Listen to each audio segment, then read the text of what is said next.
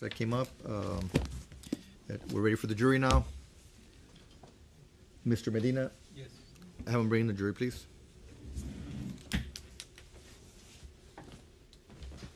All rise for the jury.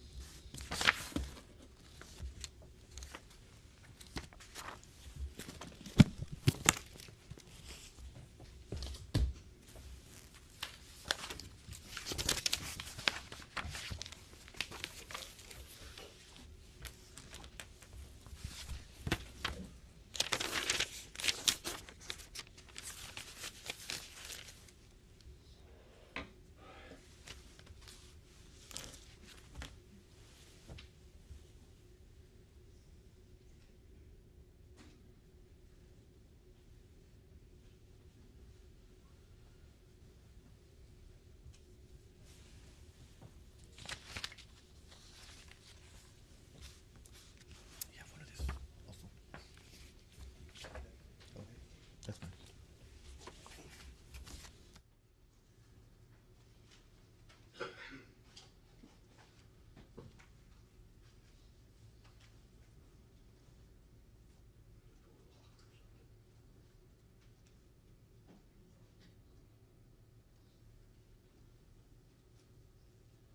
You were ready 10 minutes ago, but I think we took a little long to review it. All rise for the jury. Good.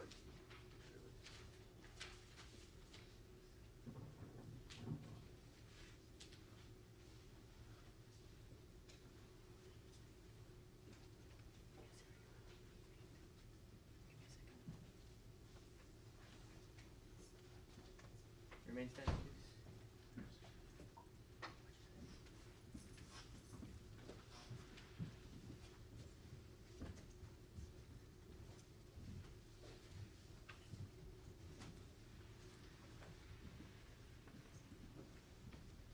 You may be seated.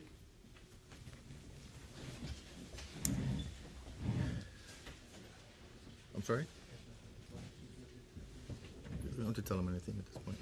But yes. Good morning, everyone. Ladies and gentlemen of the jury, you are still under the same instructions I've previously given to you. We're going to also provide you with some notepads and pens. Mr. Medina, again, who is the bailiff who will have you in charge.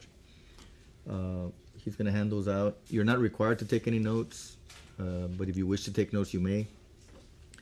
All your notes will remain in the jury room when you leave for the day. And at the conclusion of trial, Mr. Medina or one of our bailiffs will ensure that your notes get shredded. Okay? And just remember that if you do use notepads and do take notes, that they are for your own personal use. They are not to be considered as official transcripts. You'll get some additional written instructions on how you can utilize those notes if you do take notes at the conclusion of the presentation of evidence. So the state and defense have announced ready. Mr. Alanis, you ready to? Yes, Your Honor. Charges? This is the state of Texas versus Juan David Ortiz. Mr. Alanis, is it on?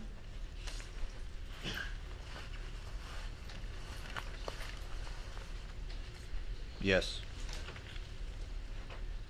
It's on green? No, the light? Yes, on green. Okay, so Test. Can you hear me?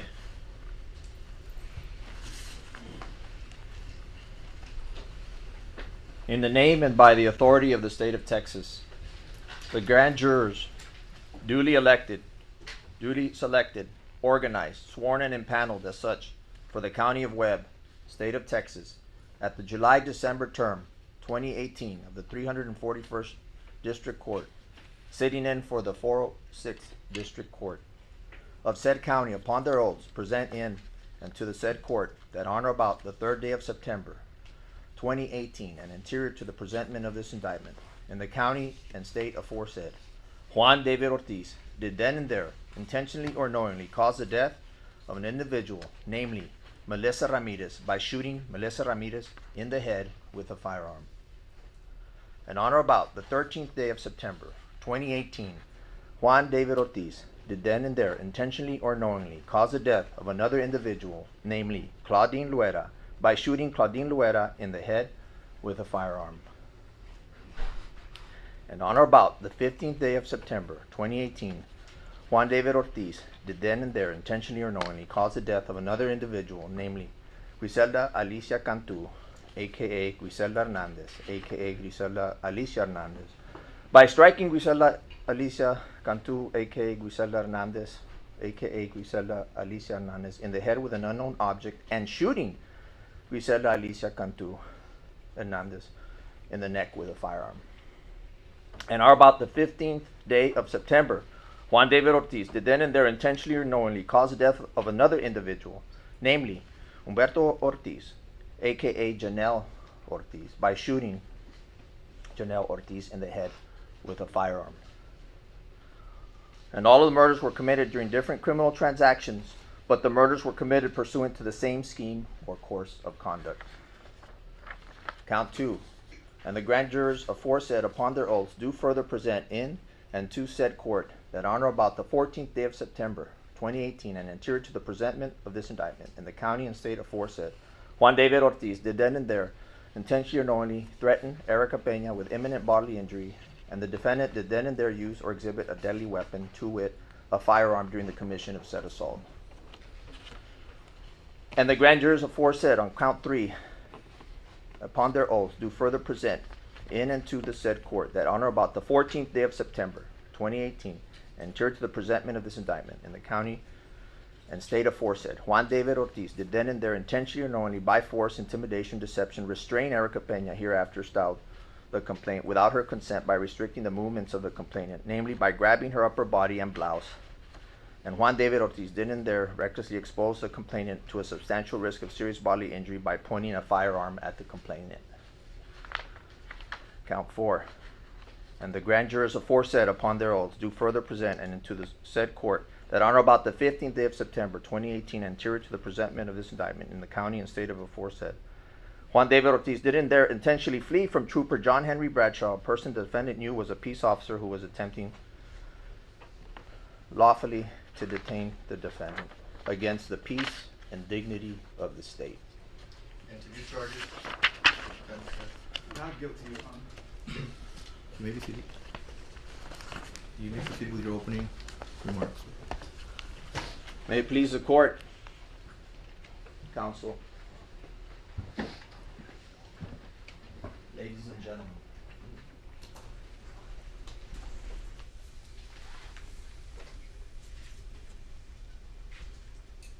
The evidence will show that on September the 14th of 2018, the women who work as prostitutes on San Bernardo Avenue in Laredo, Webb County, Texas, were scared.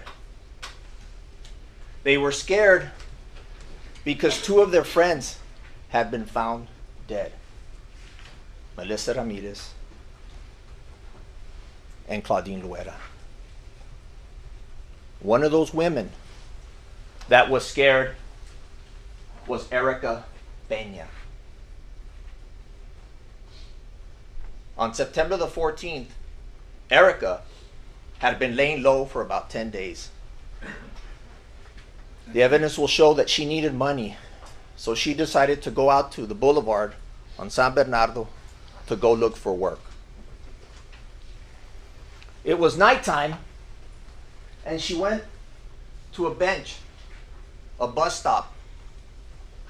As she sat there, she could feel the sprinkles of rain coming down and hitting her face. It was around that time that she sees it. The white, shiny 4x4 Dodge truck. She knew that truck. She will come here and she will tell you that was David. She knew he was a military guy He was nice, handsome, kind, and tall. And he would give her money. The evidence will show that he pulls up to the bus stop. The window rolls down. Hey, babe, get in. She'd been with him at least 4 or 5 times before, so she decides, okay.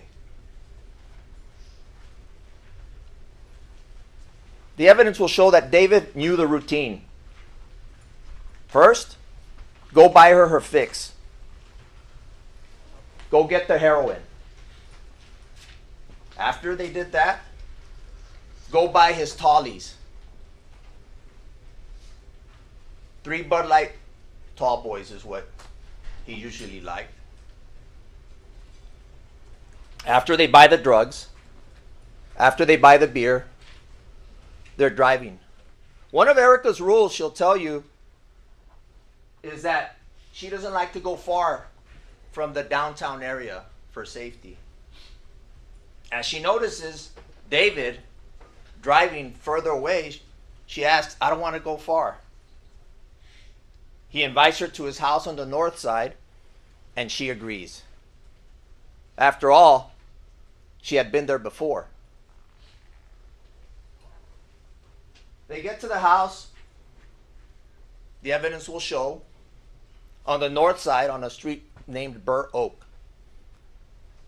It's a nice house where he lives with his wife and his kids, but the evidence will show that they were out of town. They were here in San Antonio to come and watch the Canelo fight. They go in there, and she'll tell you how she puts her drugs out on the table and starts prepping the dose. Everything's fine up until the moment that Melissa Ramirez's name comes up. She was sad because her friend Melissa had been found dead, and her other acquaintance friend, Claudine. When their name comes up, she notices that David becomes uneasy. Some look comes over his face. He starts getting jittery. She senses, well, let's go outside, have a smoke, calm things down. This is the talk of the town right now, these murders that have occurred. They go out, they have a smoke. She asks, can I borrow your phone so I can call my mom? I want to let her know I'm okay. The evidence will show that he ignores her request. David appears nervous, and he says something to her that just doesn't fit. He says, I'm afraid. I'm afraid that Melissa may have my DNA. I was one of the last ones to be with her before she disappeared. Second to the last, he says. And she's like, well, don't worry about it. If you were with her, you were with her. They go back inside. She sits at the kitchen table, smoking a cigarette. It's at this time that she notices the look in David's face. He's anxious. Now, call it a sixth sense, call it a gut feeling. Suddenly, she realizes she's in danger. The evidence will show that she becomes nauseous. This overwhelming feeling of nauseousness and dizziness comes over her as the fear runs through her body. She runs out the front door and she vomits. She vomits on the front grass. He comes out, says, what's wrong? What's wrong? She goes, I don't feel good. Take me back. Take me back. I don't feel good. He offers her to take a shower. He still wants to be with her. She's like, I can't. I'm sick. Take me back. He goes, you need something in your stomach. I'll take you to go get something to eat. She sees the opportunity and she says, take me. The evidence will show that they drive not too far to a Valero gas station off of the Loop 20 and McPherson Boulevard. A real busy, one of the new type gas stations that has a little restaurant area. But something's not right. And the evidence will show that as they pull into the gas station, they don't stop in front. David parks in the back, behind a tractor trailer, practically on the street, in the dark. He tells her, hey, you need to calm down. You need to calm down. Right now, the evidence will show that she is in complete survival mode. She is in fear. Calmly, she thinks, I need to open the door. I need to get out. Without warning, all of a sudden, as she sits in the passenger side, David reaches with his arm, his left arm, and there's a gun in her face. He grabs her blouse.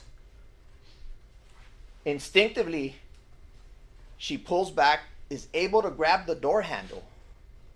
And the evidence will show that she's able to duck down, pull herself out of her blouse, and leaves him holding her blouse in his hand as she jumps off the white Dodge 4x4. She runs in her bra and pants around the front of the store. We will take you to that store. You will see that video of her coming around the store looking for help.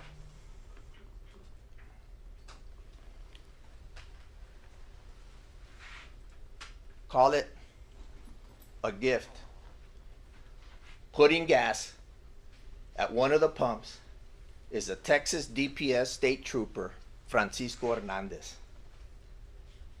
When this woman, all of a sudden, approaches him in her bra and pants, asking for help. She keeps saying, I'm scared. Help me. I'm scared. He's going to get me. You will see at that time, Francisco Hernandez, with his training and experience, turns on his body cam.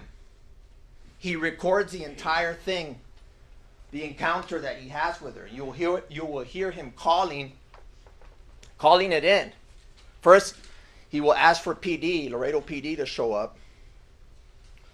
Then he realizes that this case may be, based on what she's saying, it may be related to the string of murders that's going on. He calls over to the station. They direct him to a Texas Ranger who's working the case, EJ Salinas. They patch him through. They give him instructions to bring her to the station.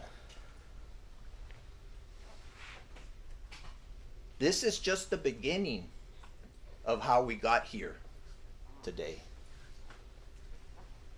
Throughout this trial, we are going to bring you evidence. We are going to, yes, we're in Bexar County, but through the evidence, through technology, through photos, through videos, and through testimony, we will take you to that dark and horrible places that this happened. Through the evidence, we will take you to those last moments. To those last moments of these women's lives. You will have one of the most important pieces of evidence in this case, the video recorded confession of Juan David Ortiz. You will have the ability to see, to hear, and to analyze for yourselves his confession. about the murders. But that's not all. That's not all that the state will be bringing you. We will be bringing you crime scene evidence, which includes casings from the crime scene, projectiles taken from the victims, the jackets of the projectiles. We will be bringing you the murder weapon that was used in this case. The analysis and the experts and the ballistic reports and analysis that were done. You will hear from the experts that made the comparisons in this case. We will also bring you video evidence from the different locations that Juan David Ortiz visited around the time before and after the murders were taking place. Going in and buying beer, going in to use a restroom, and you will see in these videos his demeanor and his behavior as normal as anyone else's walking the streets. Walking in, buying his merchandise, walking in, going to the restroom. Nothing out of the ordinary. We will be bringing you autopsy evidence of all the victims, where the doctor will come and tell you and show you the injuries and the causes of death of each victim.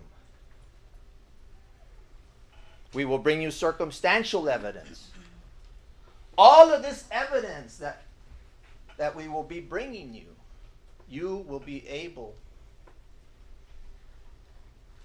to see that we will be able to prove the crime or crimes, the scheme,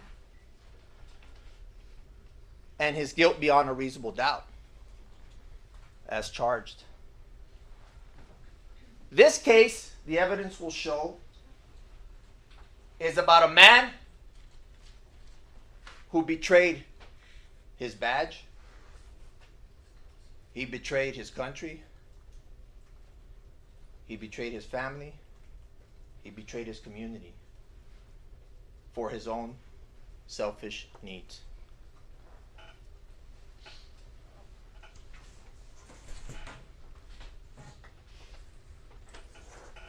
On September the 3rd of 2018, on or about, he murdered by shooting in the back of her head Melissa Ramirez. We will take you through the evidence to Jeffries Road on the outskirts of Webb County, where her body was left, right where he shot her.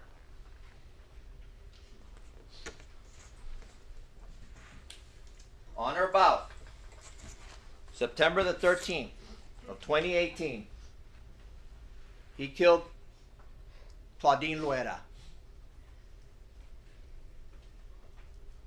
And just like Melissa, 10 days later, he takes her near the area where Melissa was killed, the outskirts of Webb County, or of the city of Laredo, and shoots her in the back of the head.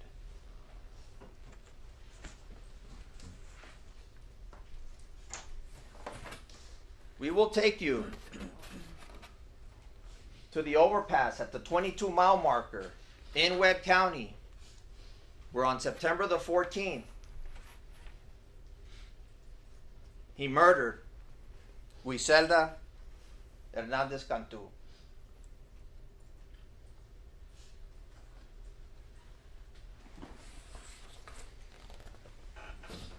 And finally, we will take you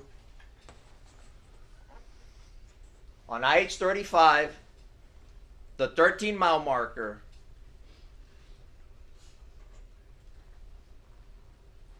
where he murdered Janelle Ortiz.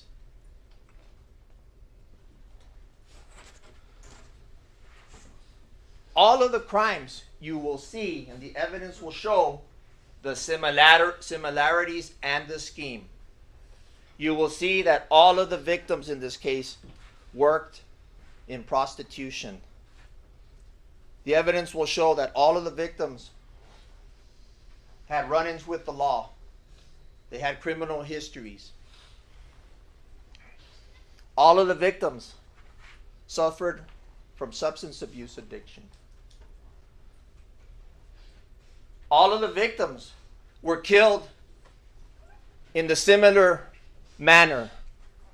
Execution style, outskirts of the city of Laredo, either on the side of the road or in the shoulder, grassy part next to the road.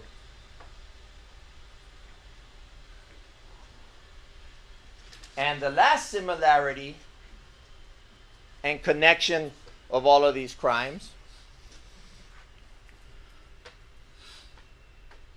was the gun. A .40 caliber HK government issued semi-automatic handgun with government issued ammunition. All of the murders, all part of the scheme, all connected.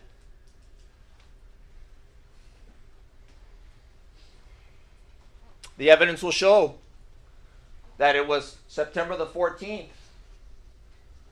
of 2018 that Trooper Francisco Hernandez was putting gas there at the Valero when this woman runs up to him and he turns on his body cam. He's given instructions to take her to a station. He takes her to the station. When she gets to the station, investigators are already working feverishly and diligently on this case. They're looking for the murderer of Claudine Luera and Melissa Ramirez. They're there. The Texas Ranger, Captain Calderon, will bring them to you. They get Erica to the station. This is Erica Pena.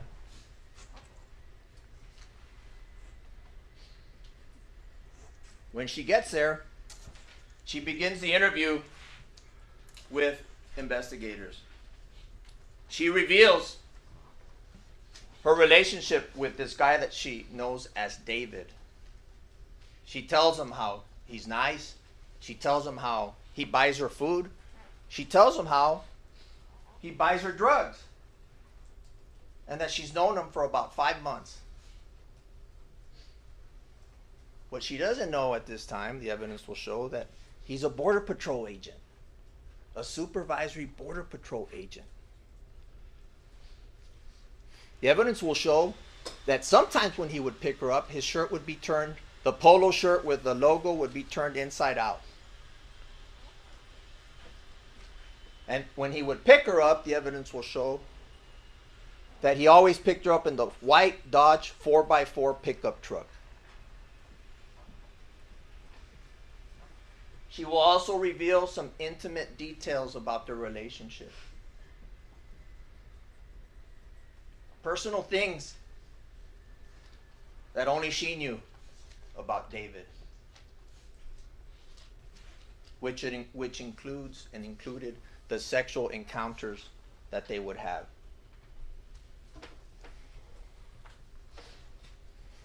The most important thing that she provides investigators is, I know where he lives. I know where he lives. It's near the academy. I don't know the address, but if you take me over there, I'll be able to spot the house. She is able to take them right to his doorstep. That's where I was. And investigators that night were able to see the vomit that was still fresh on the front lawn. The investigators run the information through the property rolls. DPS, also through their intelligence, they were able to find out that the house belonged to this man who sits here today, Juan David Ortiz, and his wife. That's where he lived.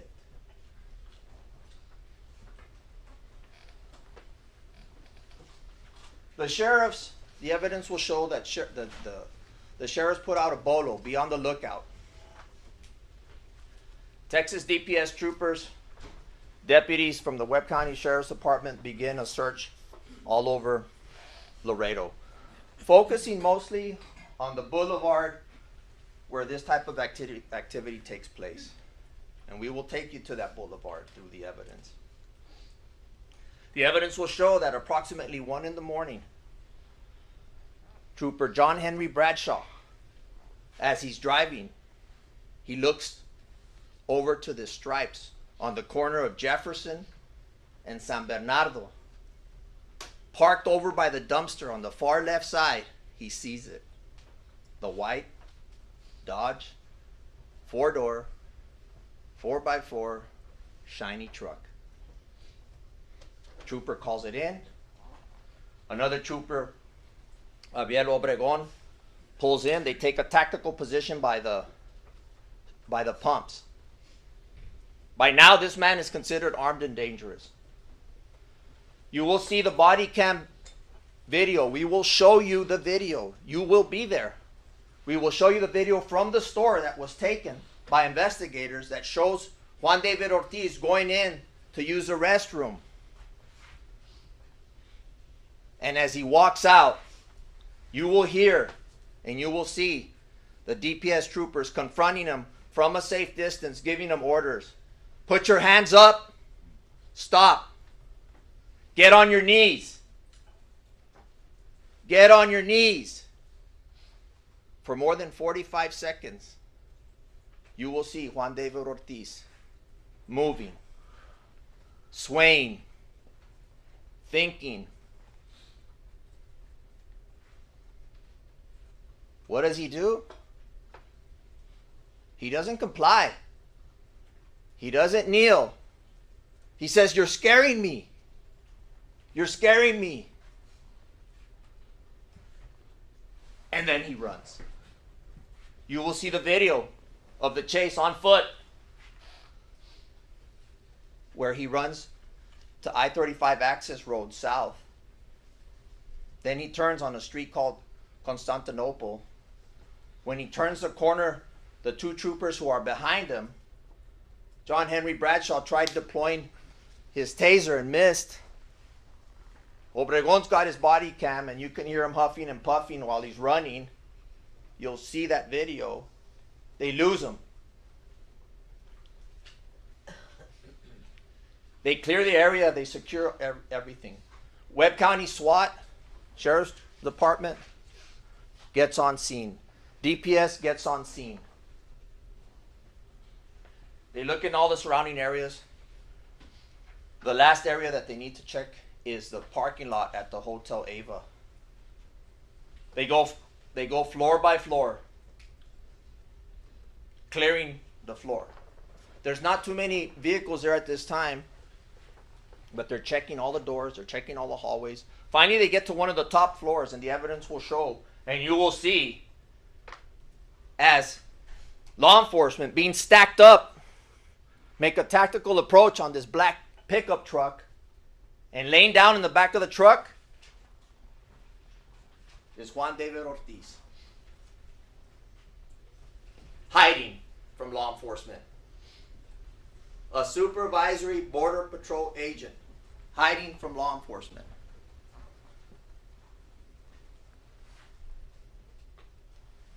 They arrest him. You will see the arrest. You will see the takedown. We will take you there. From this point on, the evidence will show, and this is very critical for all of you to please pay attention to, that law enforcement treats Juan David Ortiz with nothing but dignity and respect. Dignity and respect. You will even hear on the evidence, Juan David Ortiz, he tells one of the arresting officers, go ahead, take your trophy shot, take your pick. The response, we're not about that, bro. We're not about that. You will travel with him in the patrol unit when he gets in there. The camera on the patrol car is on. It's a Tahoe. He gets in it, it's on. They are treating him so respectfully that he volunteers. He hears the conversation. You see the gun? Anybody with a gun? He says the gun's in the truck in this area or in the council. You'll hear him. He volunteers that. Luckily, I will say this, through the evidence you'll see that when he went to the restroom at the Stripes, when John Henry Bradshaw saw him, he left his weapon on the door panel of the truck. He didn't get off with the gun. Just that lapse, that moment that it took, he left the gun in the truck. We will bring you that gun. The evidence will show that they transport him to the Webb County substation. When they get to the substation, they place him in a room. And it's around that time already that, as I told you, the evidence will show that the investigators had already been investigating this case. You will hear testimony that by this time, law enforcement had already made at least more than 30 contacts. That includes phone calls. Ma'am, do you know anything? Sir, can we speak to you? People around the street. Law enforcement had already looked at even some other suspects, other leads to other individuals. You'll hear about the intensive investigation, the due diligence that law enforcement was using to find the killer. Nobody was focused on Juan David Ortiz, who during this entire time was working at the Border Patrol Intelligence Center as a supervisor, watching the investigation of the murder going on in his own community while in his uniform at work. Phone calls being made, requests, can you check license plate readers, vehicles traveling through this area, through that area. Information that would come out of his station. He was there watching all of this, finding out about other suspects being questioned. He gets there, and you're going to see this. We're going to take you into the interview room. You're going to go to the interview room. You're going to see the video when it starts. At approximately 3:20 a.m. on September the 15th, Captain Fred Calderon and Texas Ranger E.J. Salinas begin the interview. You will see how they put the Miranda warnings in front of him. You will see how he denies to sign it, but he agrees to speak. You will see initially where he denies knowing anyone, denies knowing anything about what they're talking about. Deny, deny, deny. As they continue to present him with questions. What about Erica? We want to talk to you about Erica. And you'll hear him. And you'll read it. And you'll see it. The only Erica I knew was at Gladys Porter High School when I was a kid growing up in Brownsville. He says it. Very critical. And I ask you to focus during this portion of the evidence. Focus on the interview. Focus on his demeanor. Focus on his facial expressions. Focus on his hands. What he says. The words that he chooses. The opportunities that he looks for. This is a man who's a supervisor, a veteran. He has a master's.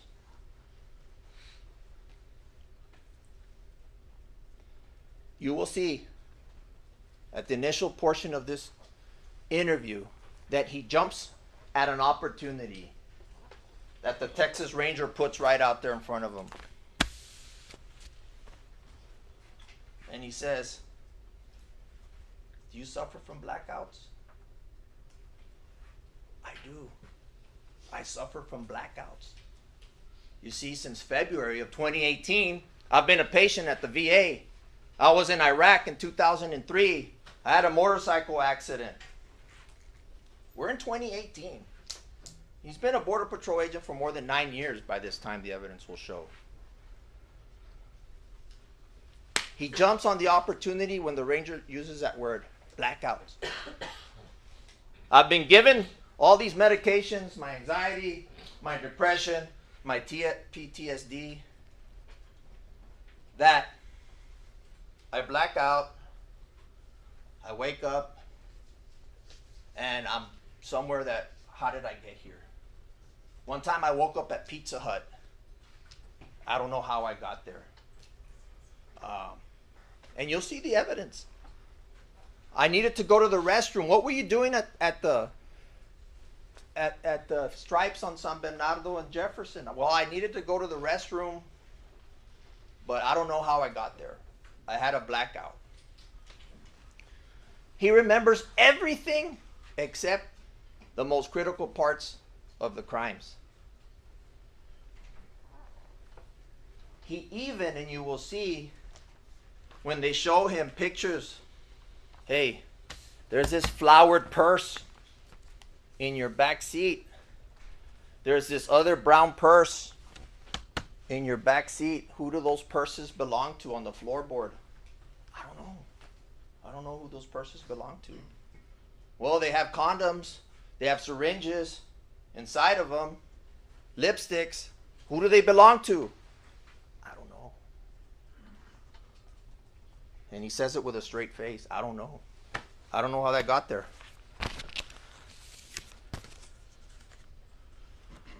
He continues with that. But eventually, through the questions, through the methodical questions that Captain Calderon and Ranger Salinas, remember, they've already interviewed a lot of people. Erica's down the hallway in another room, and she's told so many intimate and private information. They also have evidence from 2 crime scenes that he can't lie anymore. He says, okay, I know Erica. And I pointed a gun at her. But I wasn't going to do anything to her.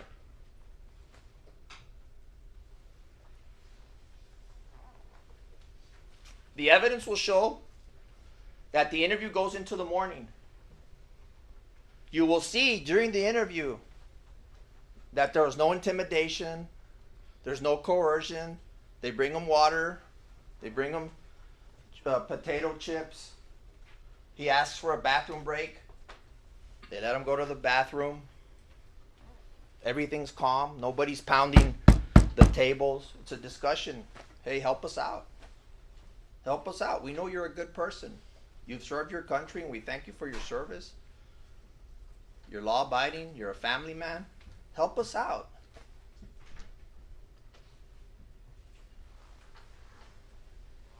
Maybe they able to reach that one little inkling of softness, if there is any, in his heart.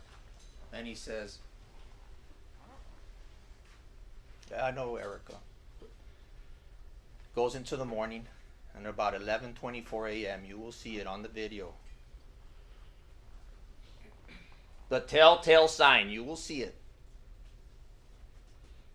He says, can you take off my handcuffs? Take them off. You'll see Captain Calderon pause. This is a moment, critical moment, and he, okay, do I take the handcuffs off this guy? Based on his training and experience, he reaches for his key, takes it out of his pocket, takes off his handcuffs. You'll see him rub his wrist, stretch. I did it. Can you tell us? You will see and you will hear through his own words how he took each woman to their last resting place, how he executed them. You will hear in his own words the indifference, the disrespect, the degradation that he has for these people to justify ending their lives. You will hear the evidence in his own words. I wanted to clean up the streets. And in Spanish he says, these people are mierda. These bitches are dirt. And I was going to get rid of them. Law enforcement doesn't do anything about them. I will. I'm sick of them. That's what he says.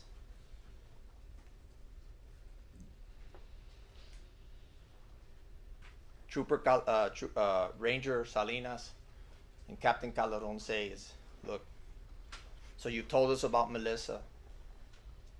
You've told us about Guiselda.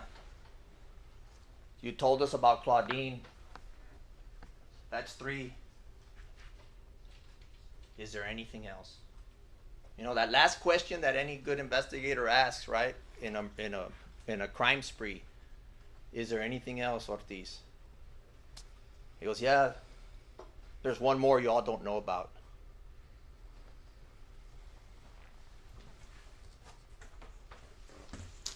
Janelle Ortiz. Y'all don't know about her. You'll find her in the grass over by the 13-mile marker where we used to have our Border Patrol checkpoint. Just right there, as you pull over behind the gravel little mound, she's right there. Law enforcement rushes out to the 13-mile marker, right behind the gravel mound, and Janelle is there, shot dead, shot behind the head.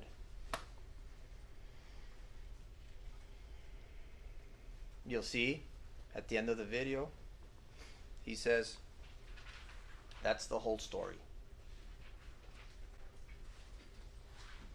But that's not the end of the story.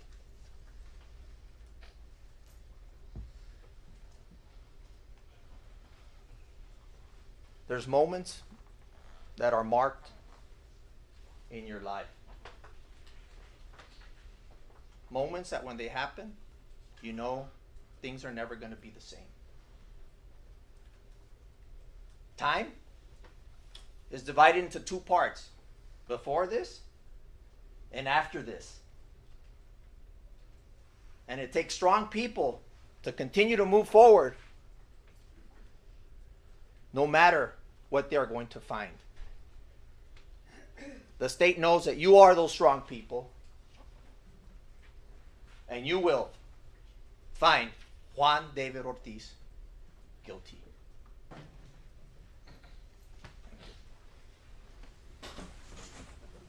Please support state. Good morning, ladies and gentlemen. I won't be as long or nor dramatic as Mr. Alaniz. Let me just tell you that everything that Mr. Alaniz just said is not evidence. The only evidence you're going to get is from that stand, okay?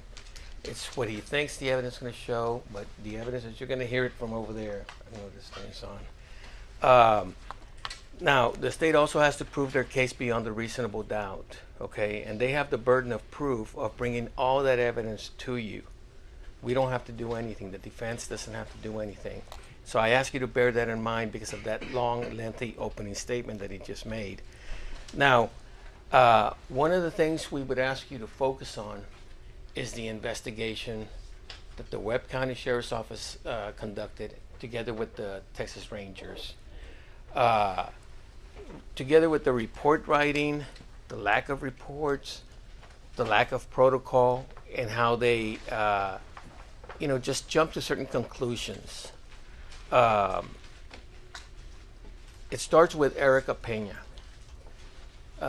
Beginning September the 3rd of 2018, it was the first murder, right? And so now law enforcement is working and the like. Now on the 14th, Erica Pena does run to a trooper and says, this individual pulled a gun on me or whatever. And that trooper reports it. And then these officers that are eager to solve these murders start acting on it. And they believe everything that Erica Pena says. Now, Erica Pena is someone that is a self-confessed heroin and crack addict daily. She uses like $300 or $400 a day to maintain her heroin or crack addiction. And she prostitutes herself. She has a child. Some women might prostitute themselves for their children. She prostitutes herself not for her child that's being raised by a relative. She prostitutes herself to maintain her habit. But the police still act on her word like it's gospel. We've had hearings in this case, and when Mr. Alanis talks that she wanted to get away, she literally said, according to her, that she heard voices. Not like, oh, I got a good feeling, you know what I'm saying? She was hearing voices that day that she says she was with Mr. Ortiz, and reports to this trooper that she was assaulted. And these individuals bought it hook, line, and sinker and acted on it. And it's just to focus on the investigation. Now, they put out a BOLO, which is a be on the lookout for the vehicle that Mr. Ortiz is driving. And it's this white Dodge 4-door Ram pickup, a 2015, I think. One of the troopers locates this vehicle at a Circle K. They're off San Bernardo, I think, in Jeffries. I'm not too sure. So I think it's San Bernardo. So he gets there and he waits for another trooper to show up. And when Mr. Ortiz comes out, they've trained their pistol on him, and one's got a military rifle pointed at him. And they're yelling commands at him. And he panics and he runs. Okay. He runs. Eventually they find him hiding in this bed of a pickup, the SWAT officers. Now, in the interim, while the DPS troopers are asking him questions, they ask him, is that your pickup, the white Dodge Ram? And he says yes. He doesn't abandon the truck. He doesn't say, oh no, that's not my truck. He says, that's my truck. Okay. Once he's arrested, at some point, the DPS starts searching the truck there in the parking lot of the Circle K. And you're going to see that the doors are wide open. There's photographs of that. To this day, we don't know who took those photographs because the crime scene investigator that's in charge of this denied taking those photos. So we still need to figure that out. So they start searching it without a warrant. And basically the law says that to search your property, my property, anything, especially when you assert an interest in it, you should get a warrant. And you may get a jury charge where the judge says you decide if that search was proper.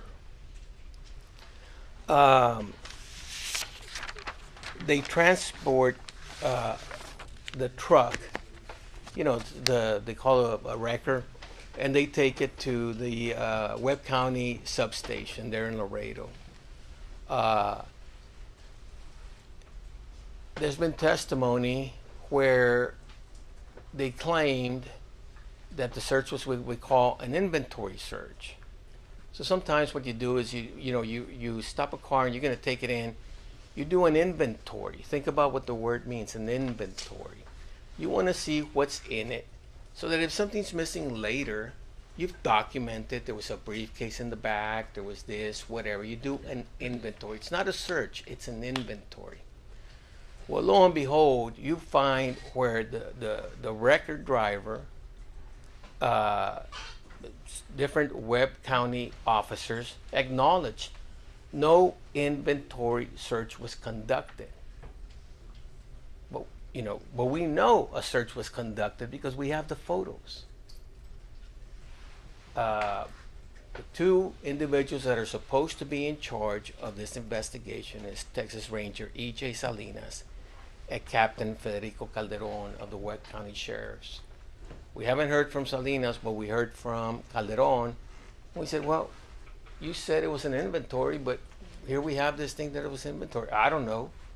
Your Honor, with all due respect, I'm going to raise an objection, improper opening. He's bringing evidence from other hearings to this jury. I think Just limit it to what you expect the evidence to show in this case, sir. Well, the evidence is going to show, because if he doesn't answer that, we'll impeach him with that. We have the record, okay? So that's what the evidence is going to show. So then they have the truck now at the storage facility. It's a secure place. It's not going anywhere. And they search it again without getting a warrant. Okay? And they collect evidence from it. And that too, all of us have a right, a Fourth Amendment right, to not have our items searched, whatever it might be, without due process, which would be for the police to go to a neutral magistrate. Police are police. They want to do stuff, right? They want to get evidence on you. But that's why we usually have a neutral magistrate review it and say, oh yeah, you have the right to search this vehicle or this house or whatever. I'm going to object. He's discussing issues about law. He's talking about applicable legal. Well, the jury will get Issues. an instruction from the court after all the evidence has been presented in the jury charge that will include any law applicable in this case. But at this point, just its opening remarks, as Mr. Perez mentioned as well. And I'll conclude with this. And the reason is you may get a charge from the court where it's going to tell you, you decide if this subsequent search, which was a search, was proper because it was without a warrant. Because there is law that says exactly what I'm saying. And so the court may instruct you, because you are judges of the facts, and the judge may instruct you and say, hey, you got to decide whether that was proper. And then if it's not proper, you are not to consider that evidence. That's why that's important, okay? You're going to find, unless it changes, that the evidence is going to show that to date, no one knows how they got into the truck. You know, most of us, we walk into a convenience store, at least I do. I take my keys. I lock my truck. You know, and the evidence so far, and the evidence may be that to this date, we don't know how they got into the truck. And again, it's because we're focusing on the investigation. Now, we move to the interview, or the interrogation, more properly stated, of Mr. Ortiz. So they transport him. There's several SWAT officers that at that parking lot arrest him. They say that they patted him down. Nobody mentions the truck keys. There is a video of him being transported, and Ortiz does mention a weapon that's in the truck. Okay. Now they have him already. Now by about 2:51 in the morning, they have him in the interview room. You know, they start talking to him, and then one of the, either Calderon or Salinas, reads him his rights. Now of note is something very important.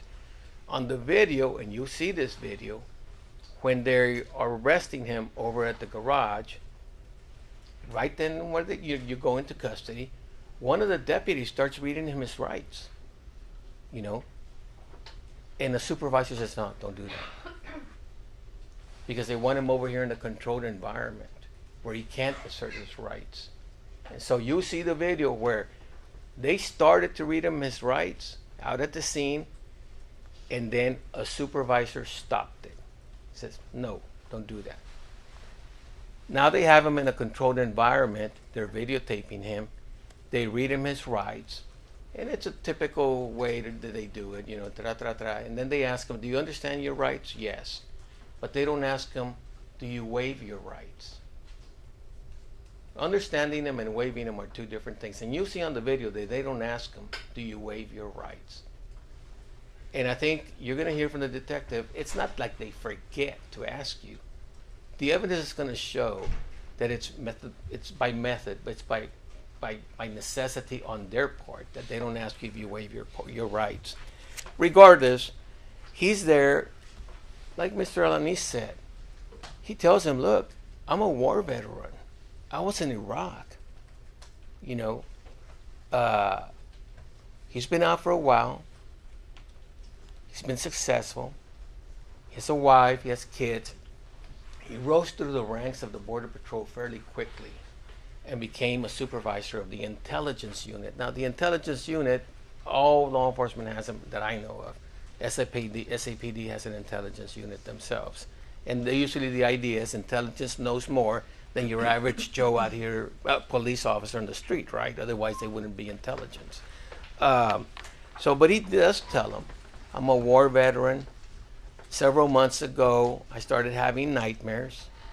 I started having post-traumatic stress disorder. I couldn't sleep. I went to the VA. And they gave him a bunch of psychotic pills. And he gave him the name. They're there somewhere. There's a bunch of them. You know, he's under a lot of stress. He starts drinking. And then, yes, the issue of blackouts. You know, back in February, nothing was happening. He was already having trouble with his memory and the like. Mr. Alanis says that attributes to the Salinas that said blackouts, but he actually, and by he I mean Mr. Ortiz, says, look, I've been suicidal, I've had blackouts, I'm broken, I'm tired. This is a defeated man. He's denying having been involved in these murders. And they hold him from 251, 7, 8, 9 hours later at 11:25. It's not that they broke him. It's that Calderon or Salinas say, hey, he's like, man, I miss my wife. How's my wife? We'll go get you pictures of her. We'll make sure she's taken care of. Oh, well, what about my pension? Will she get it? We'll get her the pension. I mean, I'm paraphrasing, okay? I don't remember it verbatim. They start promising him things. And then they say, hey, they walk out, they walk back in, and they say, the elected district attorney is here. Mr. Isidro Alanis is outside. We can put in a good word for you. That's the guy in charge of his fate. And they're telling him he is not at the Justice Center, not at the courthouse. He's not a cop. This is a police department area or a Webb County Sheriff's. He's a lawyer. I'm a lawyer. This is the Justice Department over there at the courthouse, not cops. They say he's out there. Mr. Alanis is present in the building. Something along the lines, if you start talking, we'll put in a good word for you. Okay? The DA is present. Help your family. Something along those lines. That's when he shifts. And he starts talking about these murders. And he starts saying things that, honestly, everything had been in the papers. This case received a lot of publicity in Webb County. And so everything was in the papers. And on top of that, on this other murder that had occurred, remember, this guy is a member of the intelligence unit. I don't know, and I doubt that they know what information he has or he can get that your average captain at the Webb County SO doesn't. These are state officers. He's a federal officer of an intelligence unit. So God knows what kind of information he can get.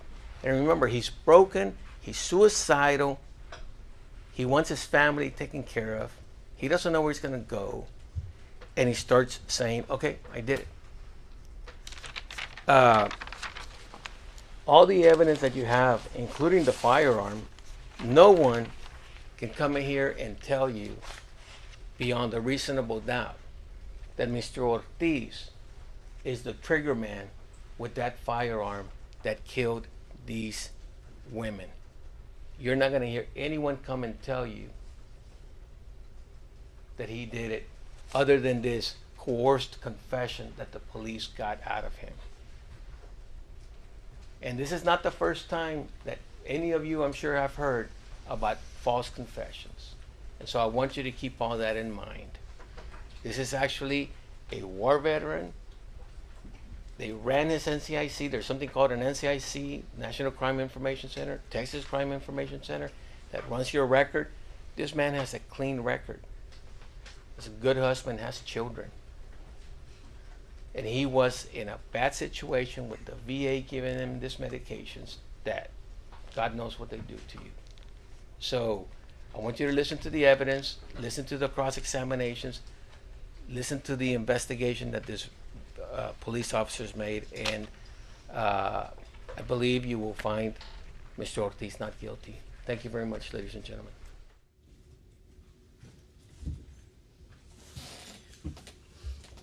State, want to call their first witness? State calls Erica Pena.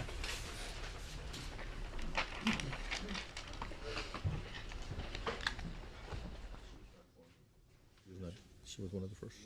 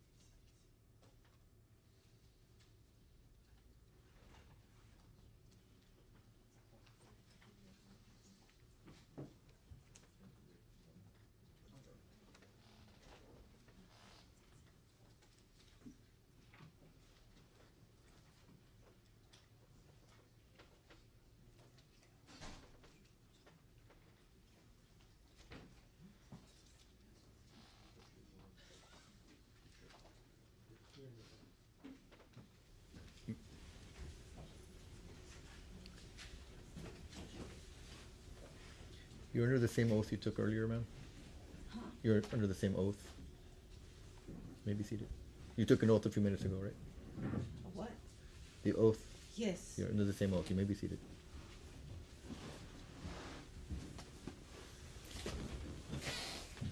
You may proceed, sir. Ms. Pena, good morning. Good morning. Can you please state your full name for the record? Erica Isamar Peña. I'm going to ask you to please speak or get up close to the mic or move the mic close to your mouth. Please listen to my questions Answer the questions to the best of your ability. Okay. How old are you? 31, And where are you from? Laredo, Texas. How long have you lived in Laredo? Born and raised. Are you married? No. Do you have any children? Yes. How many children do you have? 1, Okay, and how old is your child? 12. Okay, does your child live with you? Not right now. Okay. Ms. Pena, do you have a criminal record? Yes, I do. I want to talk a little bit about it. Do you know more or less how many times you've been arrested? Several times. Is it more than 5? Yes. More than 10? Yeah. More than 15? Not sure. Okay. You ever been arrested for possession of a controlled substance? Yes. Can you tell the ladies and gentlemen of the jury what type of controlled substance you've been arrested for? Probably cocaine or heroin. And did at any of these cases have they ever resulted in a conviction? You have been found guilty. Yes. Okay. And after you were convicted, have you ever been in prison? No, never. Okay. What type of sentence have you received? I was in probation for 2 years. Not too long ago, I just finished. Are you currently under any type of supervision or probation right now? No, I'm done with everything. Okay. What, you ever been arrested for assaulting a police officer, resisting arrest, or terroristic? Yes. Yes? What about resisting arrest? Yes. What about terroristic threats? Yes.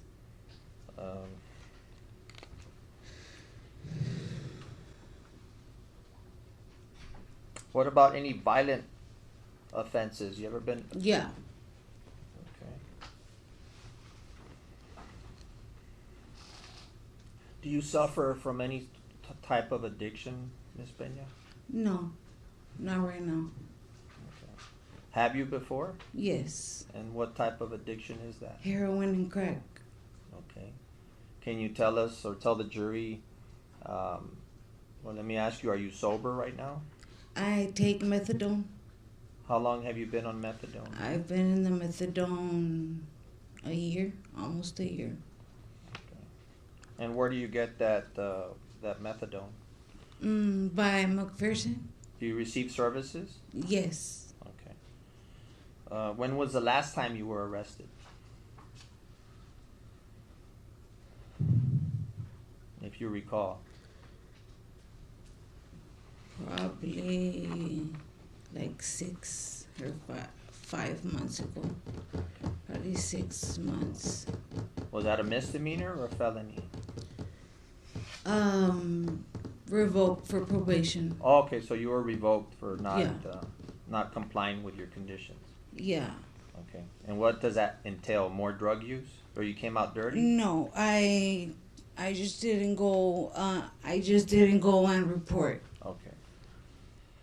How long have you been dealing with this issue of substance abuse, or how long have you abused heroin, crack cocaine? I started when I was 21, on and off.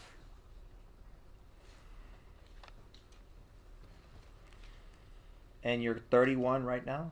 I'm 31. So is it fair to say that for 10 years you've been dealing with this Yes. issue? Okay. And how were you able to support this addiction? Many ways.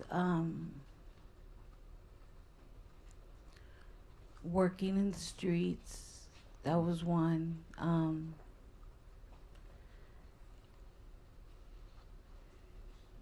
Now it's okay, Ms. Pena. And I know this may be difficult, but when you say working the streets, please tell the ladies and gentlemen of the jury what that means. Escorting, Escorting? yes. And when you say escorting, what does that mean? Working for money. And when you say working for money, Having sex for money. for money, yes. Okay. And how long had you been doing that?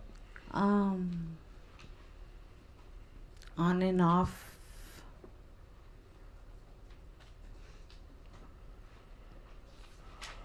Six years. You started in your early 20s? I started when I was 23. Okay.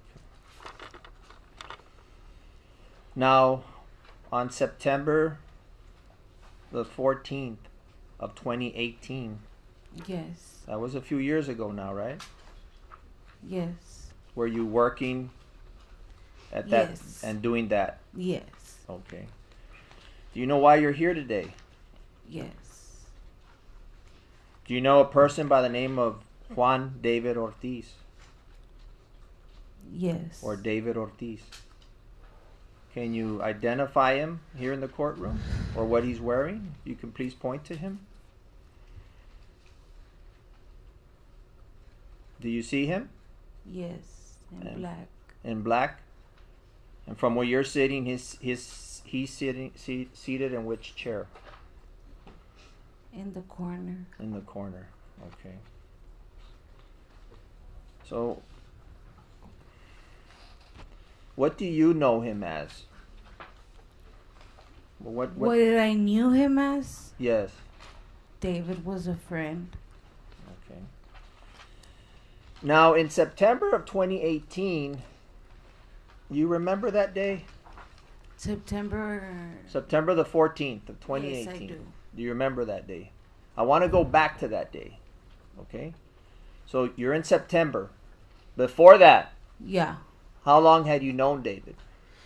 I want to say 5-6 months. So you knew him as early as 5 or 6 months before. No, I want to say 5 Okay. months, 6 months. Okay. Somewhere around there. Okay. And since the first time you met him, he was a client? I guess you can say that. Okay. The first time.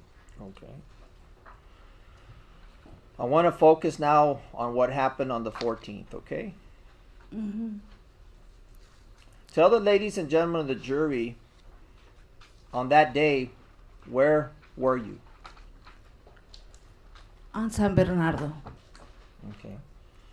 And on San Bernardo. Yeah, it was a very rainy day. Okay. And what were you doing, or what were your thoughts? I was standing up actually.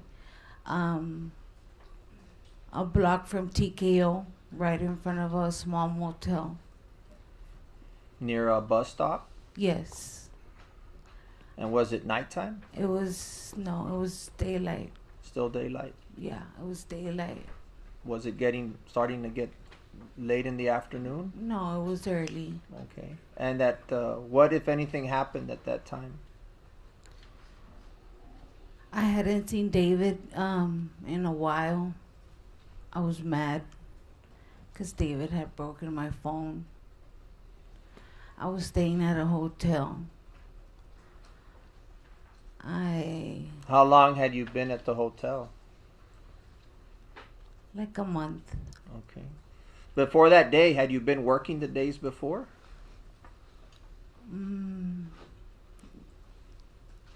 Yeah. Which days before that? Probably in the middle of the night.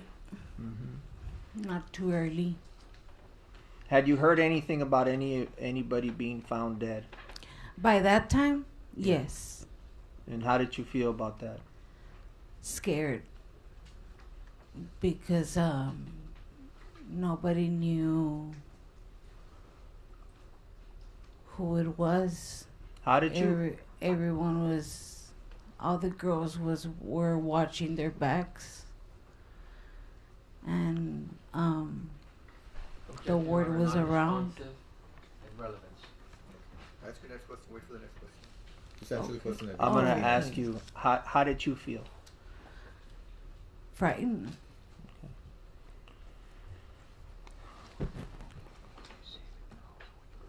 When you say the girls, who are you referring to? Um,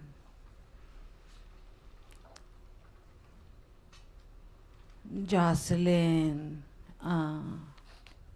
Suhey, Are these other girls that live- Patty. Okay. And these are girls that also work on the street? Yeah. Okay. All right. So you're standing or seated right there at that corner. Yeah. What if anything happens next? What if anything happens? Yeah, well, you said it was starting to rain or it was Yeah. raining? Okay. David picked me up. Yeah. Okay. Now, when he drove up, what did he drive up in? In his white Dodge. Okay. I'm gonna go with this one. Okay. May I approach? May I approach, Your Honor? I'm going to show you what I've marked as State's Exhibit 1. And just ask you if you recognize, this exhibit, yes or no. Yes. Okay. And does it fairly and accurately depict what's in there? Is it a true representation of what Yeah. what it is? Hmm.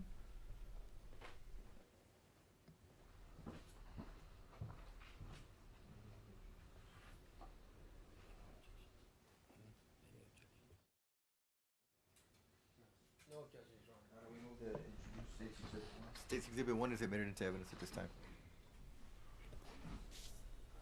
Can you tell us what you see in front of you on State's Exhibit 1? I see a white Dodge. And who does that white Dodge belong to? David. Had you been in that white Dodge before? Yeah. How many times? I don't recall how many times exactly, but plenty of times. Was it more than 5? I think so, yes. More than 10?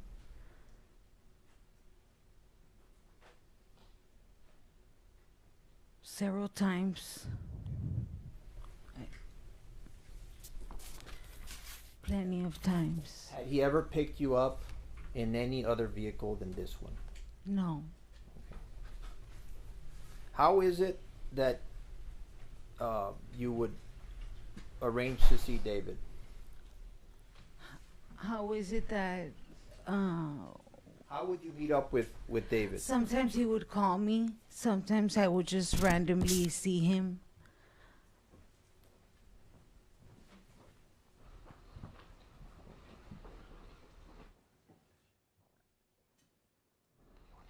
I wanna read it.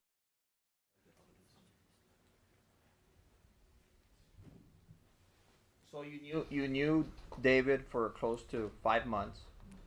Yes. Do you remember how you met? Yeah. How did you meet? I met him a block away from the Evelyn.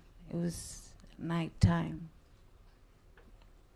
You met him a block away from the Evelyn. The The Evelyn. hotel, Okay. hotel, a That's- block away Okay. in That- the corner. On the corner. Do you remember the street corner? What street it is? In the corner of the Stripes. Okay. Is that Jefferson Street? Jefferson Yeah. and San Bernardo? Yeah. Okay.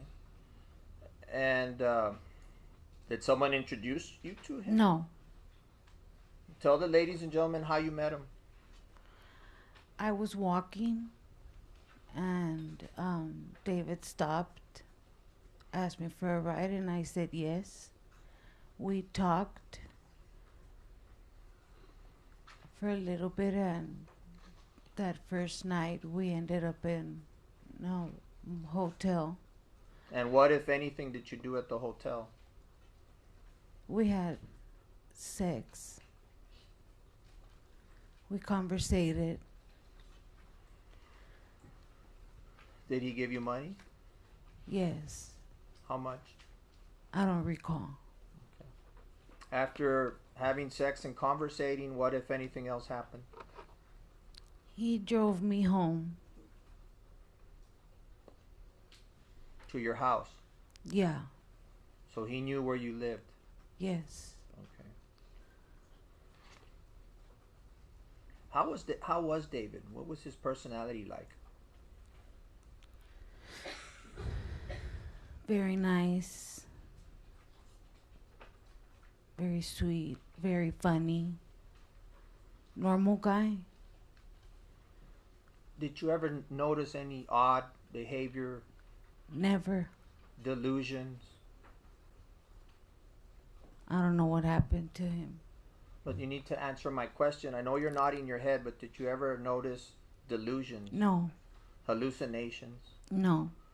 that his mind was not normal? No. Never. Did you ever see him depressed? I don't know. Not that I recall. Did you ever see him to have anxiety in front of you? No. Anything unusual about No. David? Never. Okay. Would David do drugs with you? No. But he would take you to the drug house. Yeah. And who would pay for the drugs? David would give me money. He would wait for you outside? Yeah. And what would tell us typically how does that work? David knew my drug of choice, and he would wait for me outside, and we would drive around, conversate.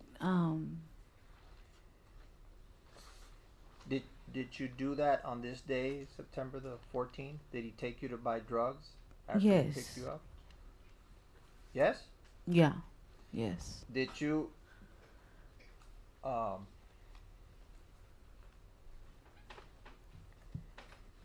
go and buy beer?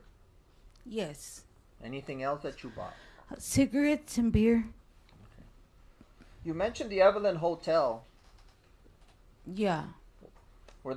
Did you ever go there with him to the Evelyn No. Hotel? Do you remember what hotels you went with him to? Only one, Cactus. The Was that- Cactus. Okay. Yes. Was that on several occasions to the Cactus or just once? I recall once. Okay. On the other times that he would pick you up, where would you go? Sometimes we would just drive, park in any street, go to a park.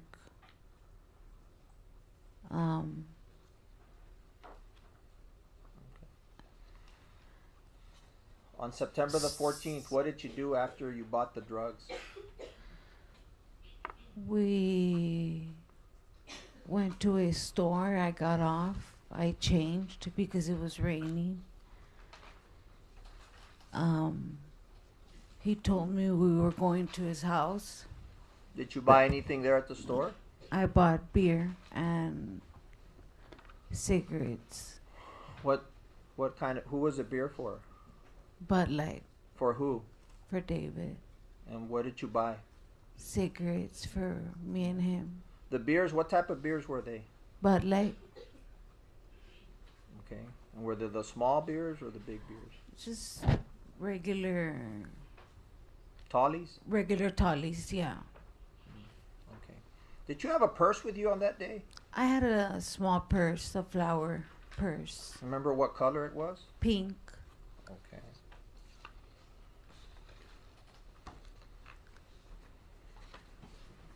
I approach you on it. Yes, sir. I'm going to show you what I'm marking as state's exhibits 2, 3, and 4. And once again, I'm going to ask you to just look at them. Go in and hold these and flip through them and see if the pictures are accurate and what's within the pictures. Yeah, I recall my bag. Well, before that, just can you look at all the pictures? Can you look at number 2, number 3, and number 4?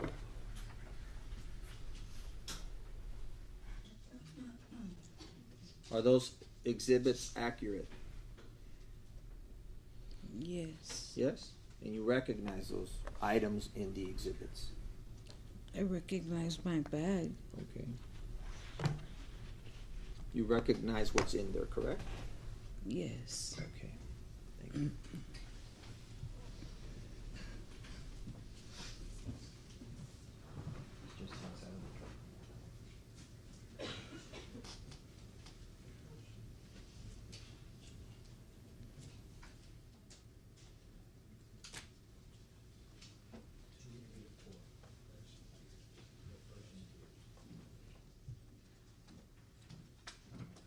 I'm going to show you State's Exhibit 2. For the record, you're offering them Yes, I'll offer them into evidence, Your Honor. Exhibits 2, 3, and 4, you said? Yes, sir. They'll be admitted into evidence at this time. Thank you.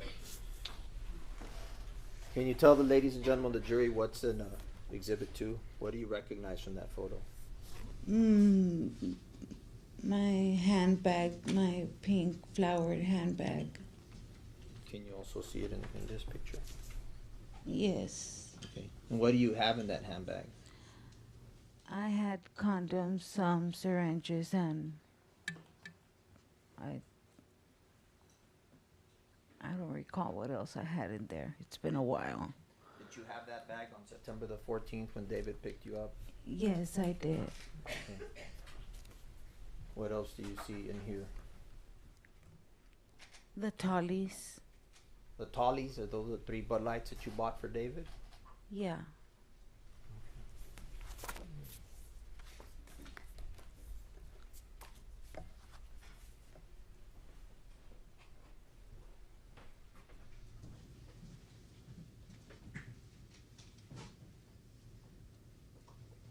After you bought the Tollies, what if anything happened next?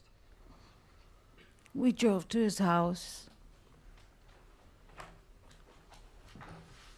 Did you agree to go to his house? Yeah. Okay. Had you been to his house before? Yes. And you remember where he lived? Yeah. What part of the city was it on? North side. The north side? Yeah. Okay.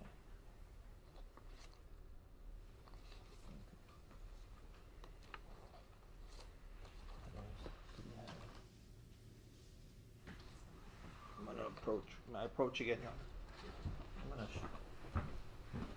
ask you if you look at these exhibits. I'm gonna mark these for identification purposes as exhibits 5 and 6.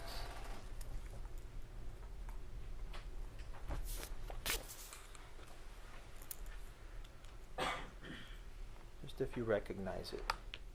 Yes or no? Not this one. Not this one? Okay. Do you know what it is though inside there? Yeah. Oh, yes, I recognize it. So do you recognize it or not? Yes, I do. Okay. And that one, what exhibit are you showing? This is us? exhibit 5. That was 5. I'm gonna also ask you the same thing about State's Exhibit 6. Yes. You recognize that? Okay.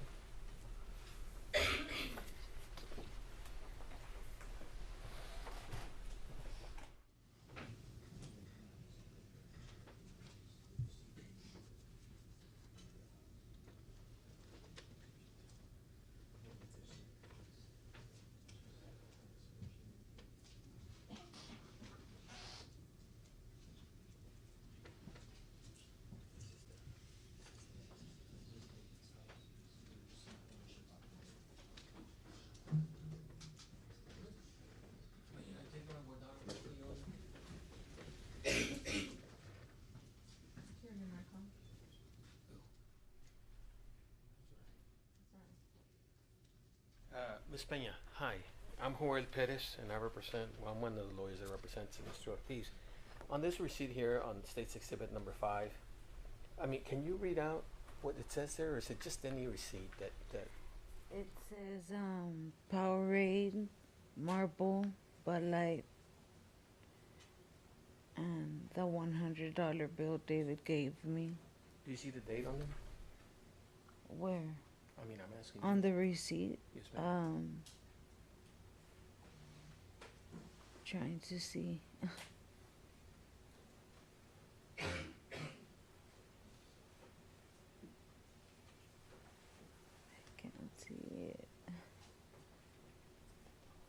Oh, down here. September 14, 2018. Okay, and you recognize this receipt from back Yeah. then? Or you're guessing? No, I went inside that store, I changed, and I bought what I bought. And I gave him his change back. Okay, thank you. No objections, Your Honor. You're offering them? All right, State's Exhibits 5 and 6 are admitted into evidence at this time for the jury's consideration. Tell the ladies and gentlemen of the jury, and you just answered it, but what did you buy there? I bought Bud Light, a Powerade, and cigarettes. Was it how many Bud Lights did you buy? I can't see. How much did you pay with, or what? David gave me a $100 bill. Okay. And what did you do with the change? I gave it back. I'm going to show you State's Exhibit 6. Yes. What is that? David's house. You went there that night? September the 14th of 2018? Yes. And prior to that night, had you been there before? Yes, I have. Okay. He had taken you there before. Yes. Do you drive, Miss Pena? I know how. Yeah, I know how to drive. Do you have a car? No. Have you ever driven to this place yourself? No. How did you previously get to this house? David picking me up. Okay.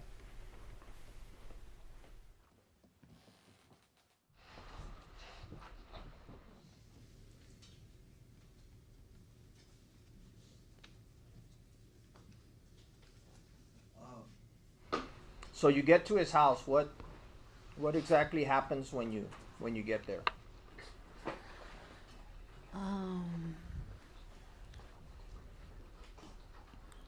I sit on the corner of the table Where?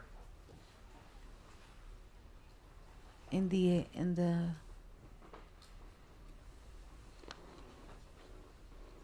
In what part of the house? next to the kitchen. Okay. Is there There. anybody home at this time? No, just me and him. Okay. Do you know if David's married? Yeah, I knew. Okay. Where was his wife? I'm thinking McAllen, Okay. Do you know if he has children? too, Okay. Where were his children? with the baby mama. Okay. Had he told you they were out of town, or? Yeah.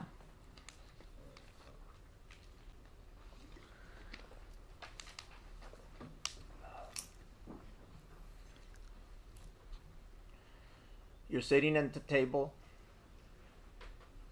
in the corner near the kitchen. What, if anything, are you doing? What am I doing? Yes. I'm dissolving the heroin. I shoot up. Okay. And what if anything happens next? David goes to the bathroom, comes out with a mouthwash. A mouthwash for you or for him? For me. Okay. Do you use? No, I didn't use it. Okay. He had asked me to take a shower before having sex. Were you able to have sex with him? No, we didn't have sex that night. Up until this point, was everything okay? As soon as we entered the house, David wasn't himself anymore. I saw him just not himself, very nervous. How did he begin to become nervous? What were you all, if anything, talking about? We're talking about some other stuff. Then all of a sudden he said that he was afraid that they would check his DNA because he was second to last to be with Melissa. And What was your response to that? What did you I tell told him that if he didn't have nothing to do, he shouldn't be scared. So But- what else? What, if anything, do you do next to calm him down? Do you stay there in the kitchen? I started shaking. He noticed me when I got scared. Okay. And what do you do next? Where do you go? I'm grabbing the cigarettes, shaking. Okay. You I grab the asked- cigarettes? And Huh? You said you grabbed the cigarettes. Yeah. And do you stay in the kitchen or do you go somewhere No, else? I ask him if he goes with me to smoke outside. Okay. And we're outside, and What if anything happens while you're outside? what if anything happens? Yeah. What else happened when you were outside? I sat on a chair because by that time I felt scared. I didn't want to give him my back.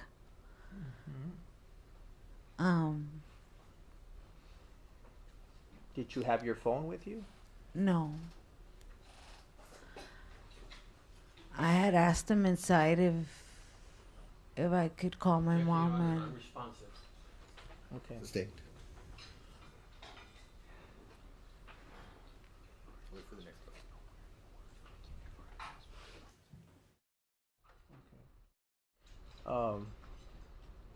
You didn't have a phone. no, I did not have a phone at that At- time. At any time that you were there, did you attempt to call anyone? I asked him if I could call my mom. Did you call your mom? No. Why not? I think he said, "Hold on, I'll lend it to you in a bit." So he ignored your request. He ignored my, yeah. Do you stay outside or do you go back in? We're outside, and I tell him I forgot something in the truck, and I head towards the front door, and as soon as I step outside, I start vomiting because I felt very nauseous, very nervous. Why were you feeling nauseous? Why were you feeling nervous? I don't know. I just felt scared and nauseous. What were you scared of? I just got this feeling. What feeling? What was David doing that made you scared? Oh, Your Honor, that's leaving. What if Objection. what if anything? Rephrase. Huh?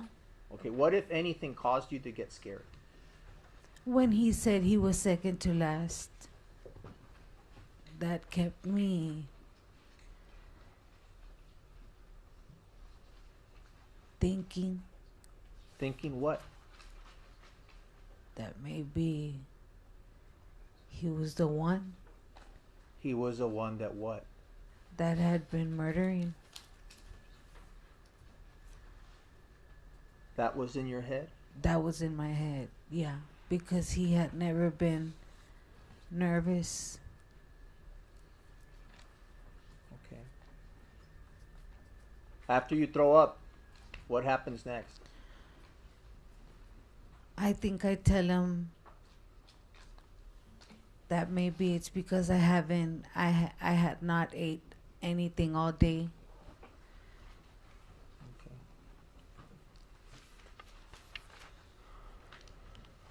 And then what happens next? He says we'll stop somewhere to grab a burger. Okay. Do you leave his house? We both get in the truck. I think he locked the house and got inside the truck. Before you left his house, did you complete the act of having sex with him? No. But you were there for that. Yeah.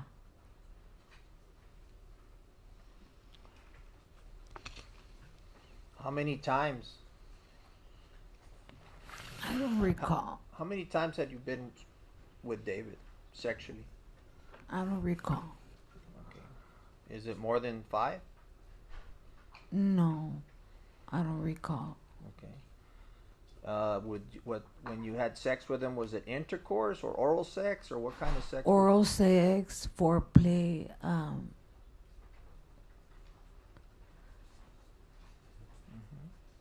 me see his picture. Had you ever seen David without his clothes on? Yes. Without his clothes on? Without his shirt, yeah. When you would have sex, you would be both The naked? first time Okay. we went into his house, Okay. we laid in his couch. Okay. Did David have any markings on his body? 2 tattoos, 2 hummingbirds Okay. in his chest. Okay. Any other tattoos that you recall him having? Mainly those 2. Okay. What exhibit am I on?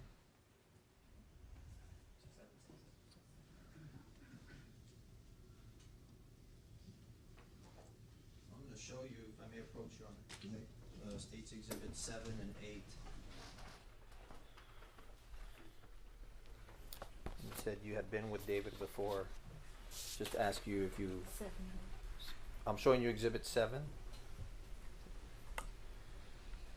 Do you recognize what's in that photo? You need to answer verbally, yes? Yes. Okay.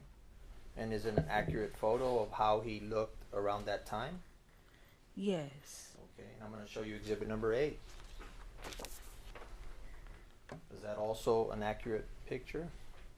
Yeah. Are you familiar with what's in that photo? Another tattoo. Are you familiar with what's in that photo? A tattoo. The answer is yes or no. Are you Yes. familiar with what's in that Yes. photo? Okay.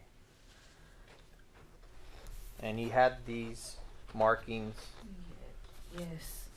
on that day. Yes.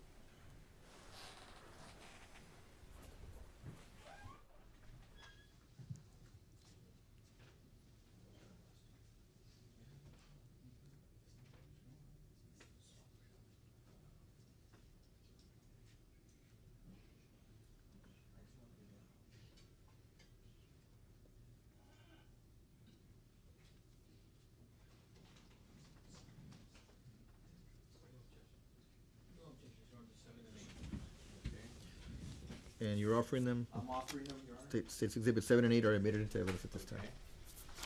So you remember and you testified, you can tell the ladies and gentlemen of the jury, Exhibit 7.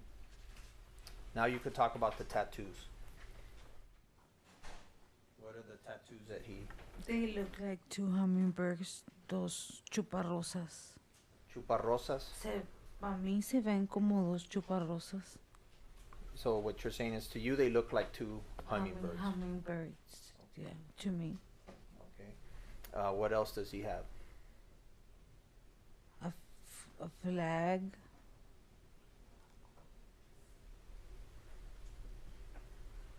A sun. Did he have those tattoos with you or on his body when he was with you? Yeah. Yeah. Okay. This is Exhibit 8. Had you seen that tattoo before? Yes. And that was when you guys were Together. together. Okay. 1 through 8. Can I publish 1 through 8 to the jury, Your Honor?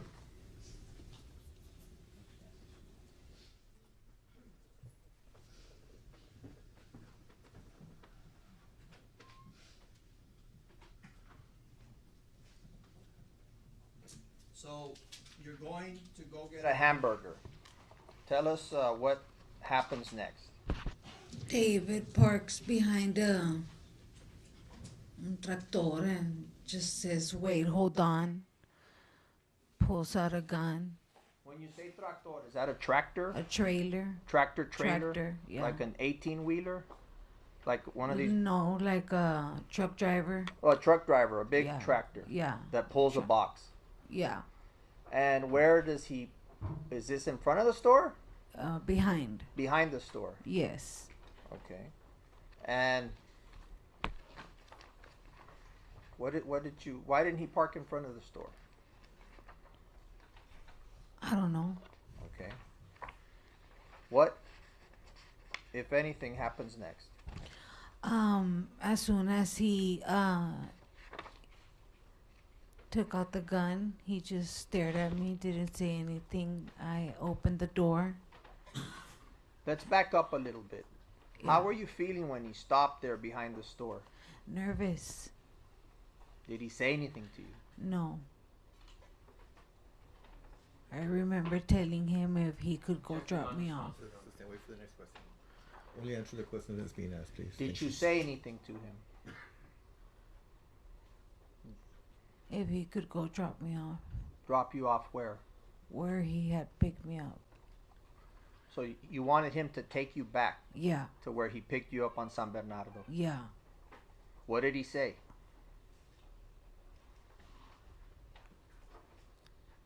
He didn't say anything. So you're parked there. It's nighttime. Mm-hmm. You're behind a tractor, behind the store. Yeah. Then what happens? Some way, somehow, I took off running without a shirt. Before that, inside the truck, tell us about what you remember when he pulled the gun. He's trying to grab me by my left shoulder. Where did he get the gun from? Had you seen the gun? I had not seen it. No. What, if anything, did he do with the gun? He just pointed it right at me. When he pointed it at you, show the ladies and gentlemen of the jury where he pointed to you. Right here at my face. Right at your, hold up your hand and show us how. Just like this. With his left arm. With his left arm, Yeah. he put the gun next to your face. Yeah. What else, if anything, did he do while he's pointing the gun With at your his face? right arm trying to hold me back from not getting off. How did you get away? I took off running. I snapped. You got off the truck, you said, without your blouse. Yeah. What happened to your blouse? I don't know. How did you lose your blouse? I don't even know. Everything would happen so fast. He stayed with your blouse? I don't know. Did you pull off your blouse? Some way, somehow, I got out that blouse. What did you do after you got off his truck? I run to the store and there's a trooper. I'm crying hysterically. I'm sorry? Repeat that. I run to the store and there's a trooper putting gas. Okay, and what do you do? I go up to him.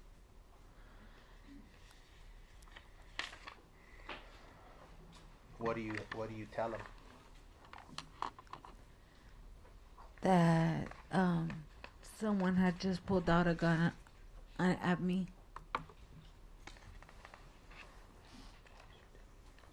What were you feeling at this time? Nervous. Shaking. What did you tell the trooper, if you remember? That we were at his house. And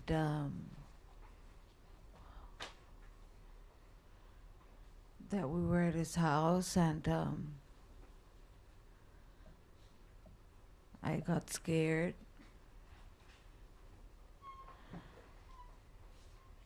I ran outside. We went to the store.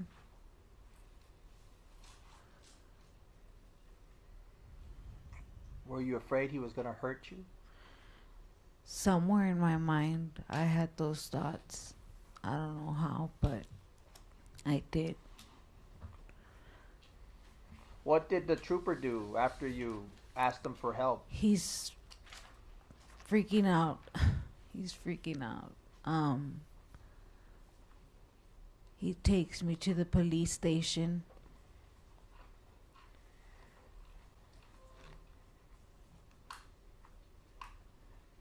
What happens when you get to the police station? I tell them my story. Okay. Do you remember how many officers you were speaking to? Like 3 or 4. Okay. What do you tell them? That I knew David and that he had pulled out a gun at me. Okay.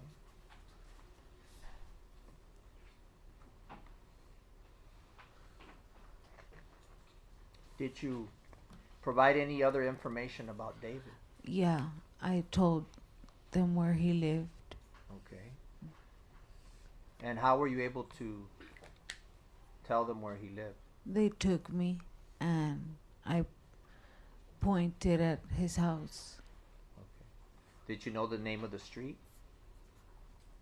By that day, I don't remember now, but that day I did look at the streets and all I said is, remember this street.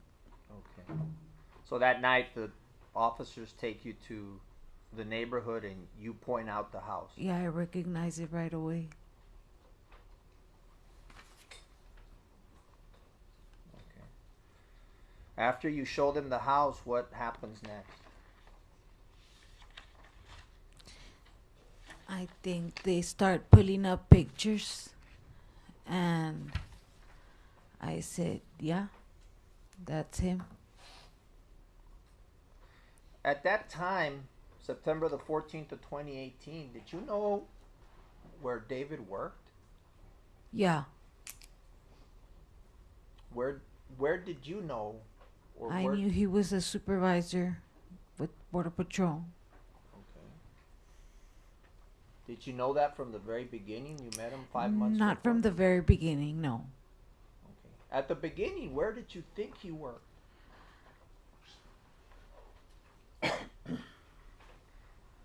Did you know he was law enforcement the first time you met him? No, not the first time, no. When did you find out he was law enforcement? One time when he took me to go score, he had the shirt inside out. He got off. And He had a shirt inside out. Please describe to the jury, what does that mean? the uniform inside out. And that's the day I found out. He told me that he was a Border Patrol.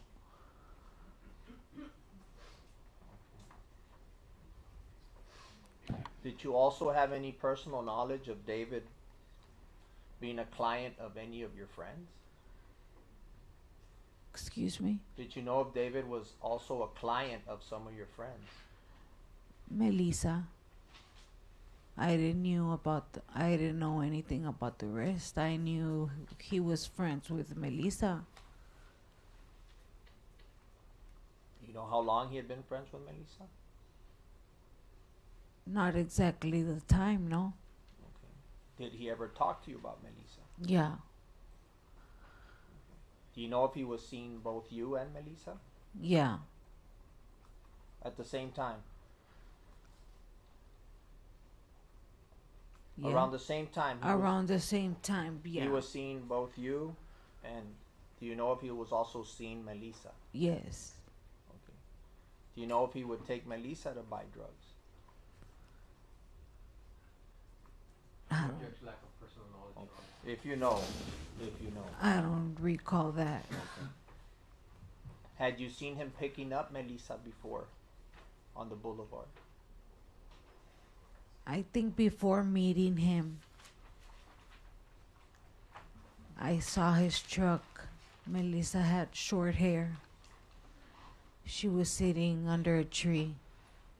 By that time, David didn't know who I was. So he knew Melissa longer than you. Yeah. Had you ever seen Melissa at the county jail? Yeah. Yes. How long did you know Melissa? Quite a while. What is quite a while? A couple of years. Okay. Are you familiar?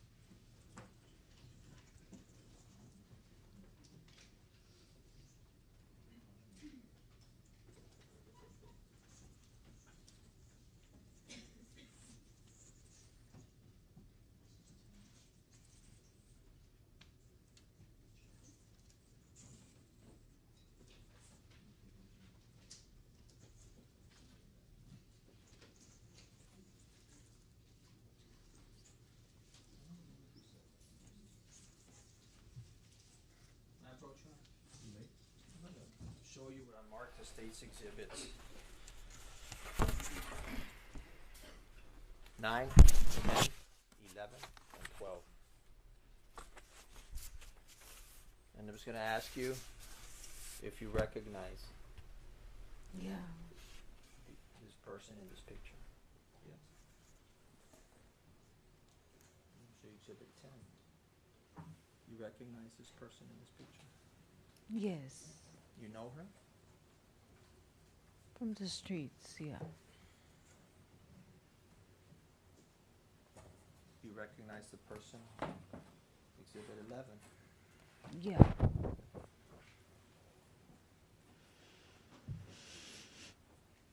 You recognize the person in exhibit 12. Yes. These women were all friends of yours. Yeah.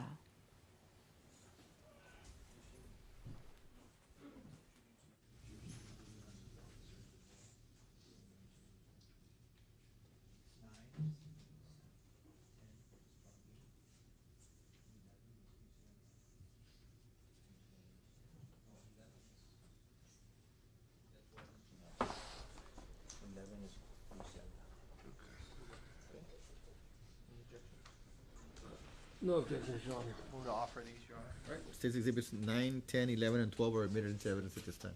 So you knew Melissa for how long? 4 years. Did she also work on the street? Yeah. Did she also abuse drugs? Yes. What about Claudine? A year or two. Did she work around San Bernardo? Yes. Had you ever seen her in jail? Not Claudine.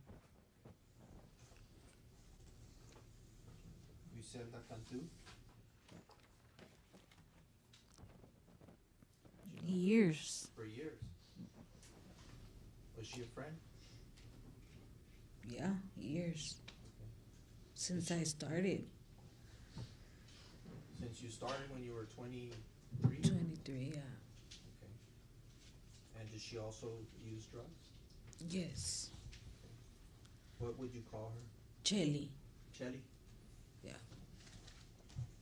What about this person? Janelle. How long did you know Janelle? Years. Okay. Was she a friend of yours? My best friend. And would she also use drugs? Yes. Was she also arrested a few times? Yeah.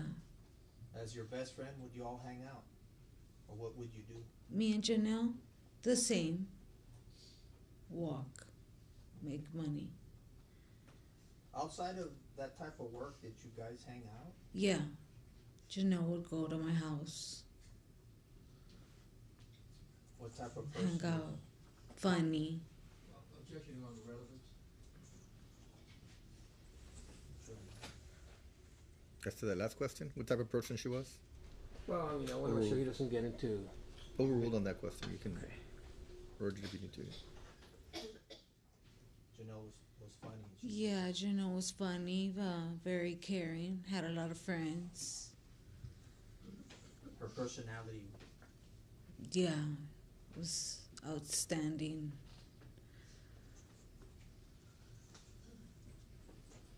Do you know Chelly's personality? How was she? Was she Very calm. a calm person? Was she peaceful? Calm.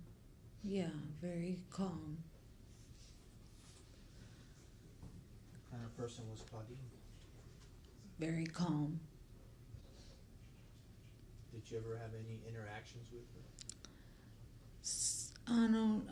I don't recall how many times, but a couple of times. Never had any problems with her? No. And what about Melissa? What kind of person was Melissa? Funny.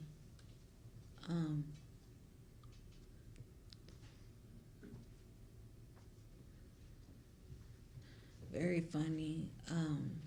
She was fun to be around. Yeah, she would lighten up. She entered a room.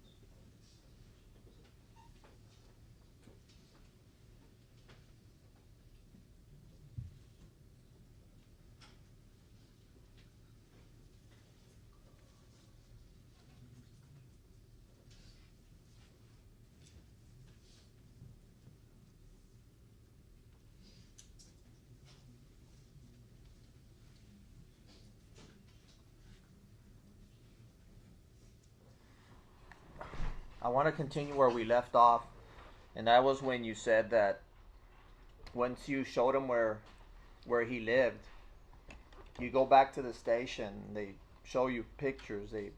They investigate the house.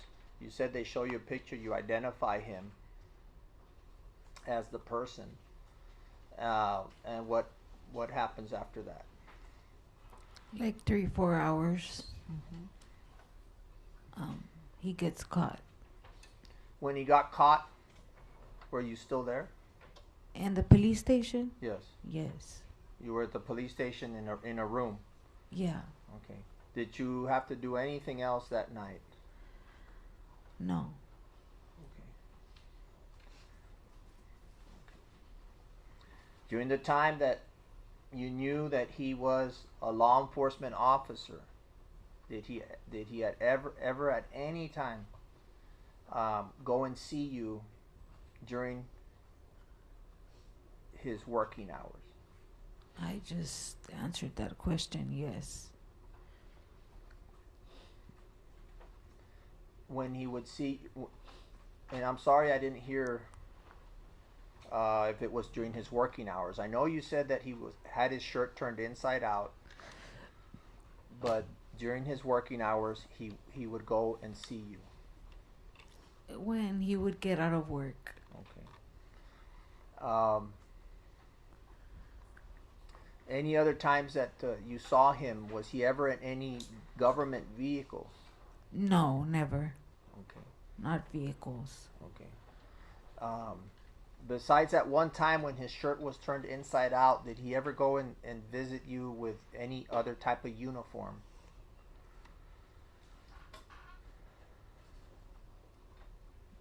Not that I recall. Okay. And the times that you went to his house, please describe his house to the ladies and gentlemen of the jury. Did he have a lot of furniture? Was it very little furniture? Was it It was new? a nice house. Okay. Did you see any family pictures there while you were there? I don't recall family pictures. Did you ever see any photos on the stands, on the tables, on the coffee table I don't recall photos. at all? Okay. The other time that you went to his house, where was his family, if you know? Out of town. How many times did you tell the ladies and gentlemen of the jury did he take you to his house? Probably 2. 2 times before this last time? Yeah. And on those 2 other occasions, did you also have sex with him those times?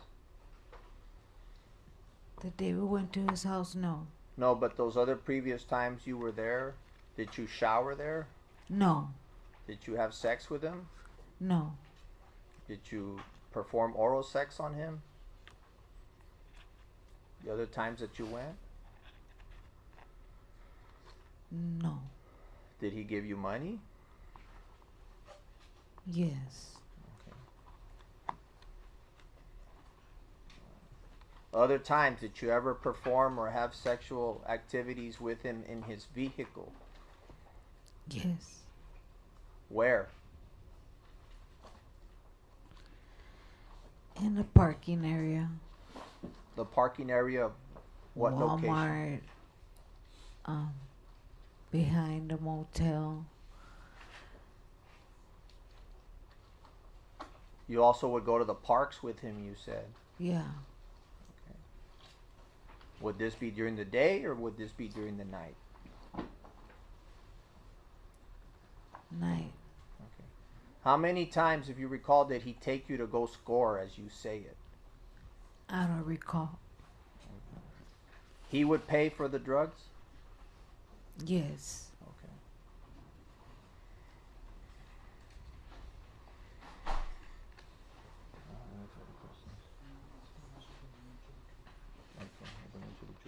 We'll pass on. Witness, Your Honor. Mr. Perez, can you approach Mr. Alanis briefly?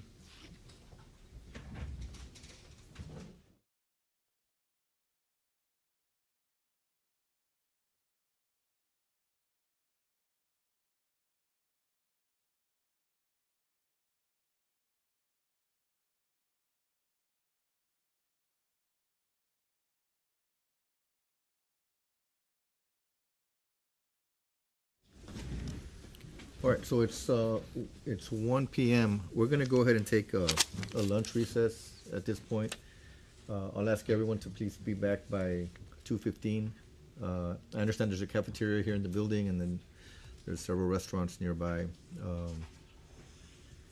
So I'll ask you all to again remind you not to discuss the facts of the case with anyone, not to watch any news accounts or read any newspaper articles regarding this case. This previous instruction I've given you in the past. And Mr. Medina, can you excuse everyone? All right, for the jury. To the jury. So 2:15, please.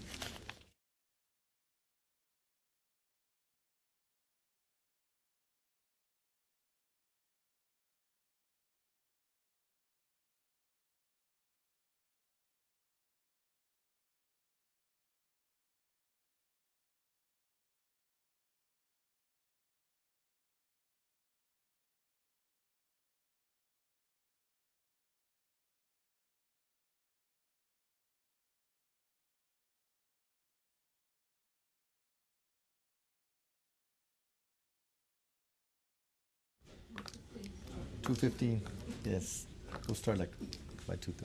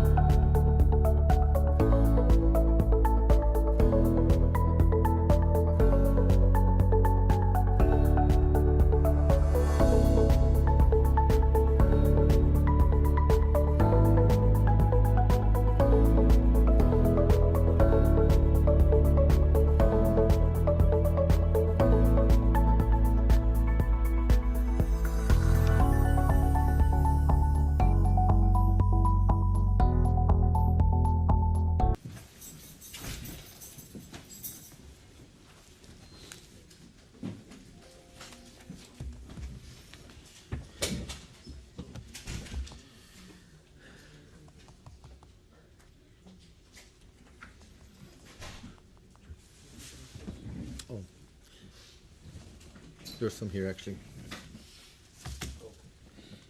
Did you find out about the interpreter situation? In case you needed one, do they need one? Do we have someone?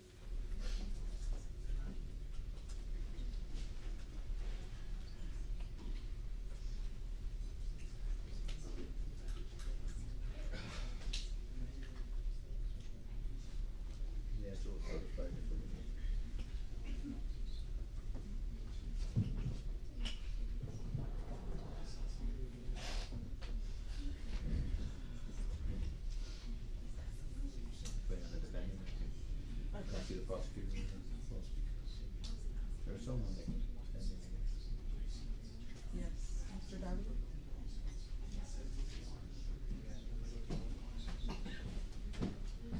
Judge, I never heard of Tollies. And I was like, what is that? Tollies? Tollies? Yeah, that's very common. So how would you spell that? I would say Tallies. That's what I say too.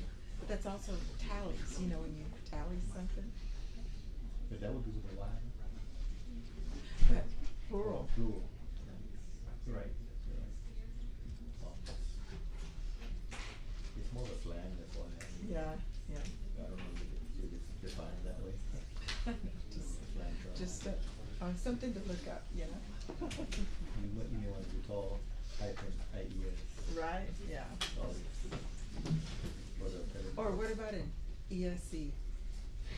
No? That looks weird. I always think it's read by the higher court. Yeah. If it gets to that. Yeah. It's pretty tall. That's the way it sounds, so.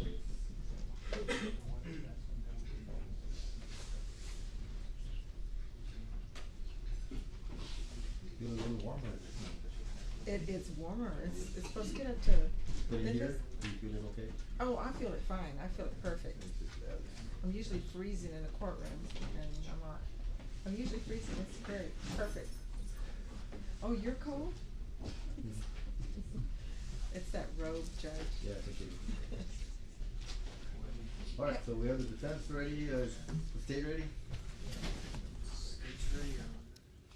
I think, I see Mr. Alanis walking in, but Mr. Davila, you're in charge for now. The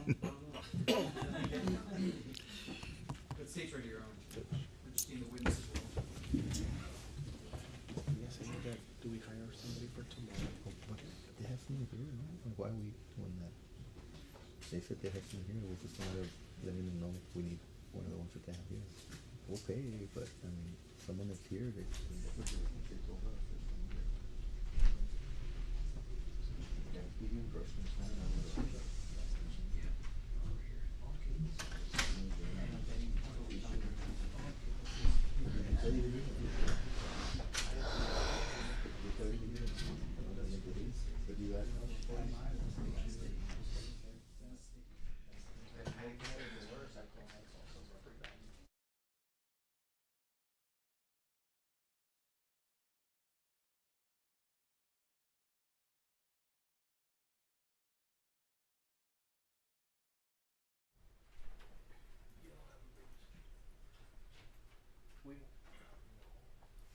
Mr. Perez, you ready to, get the cross-examination?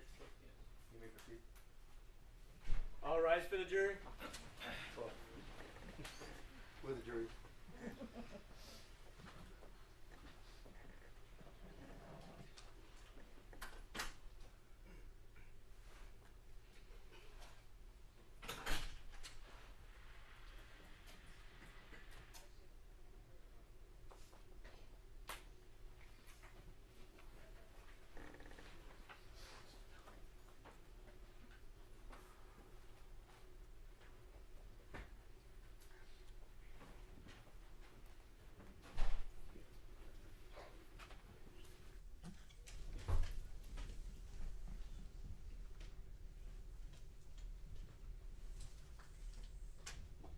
You may be seated.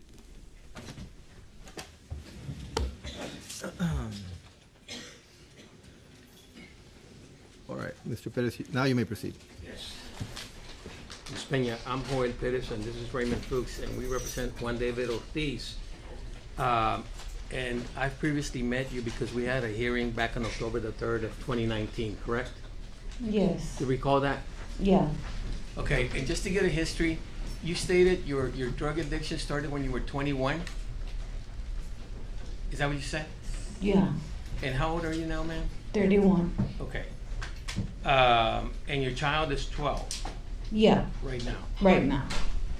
Now, back on October the 3rd of 2019, you were in a rehab facility when you testified in court. Do you recall that?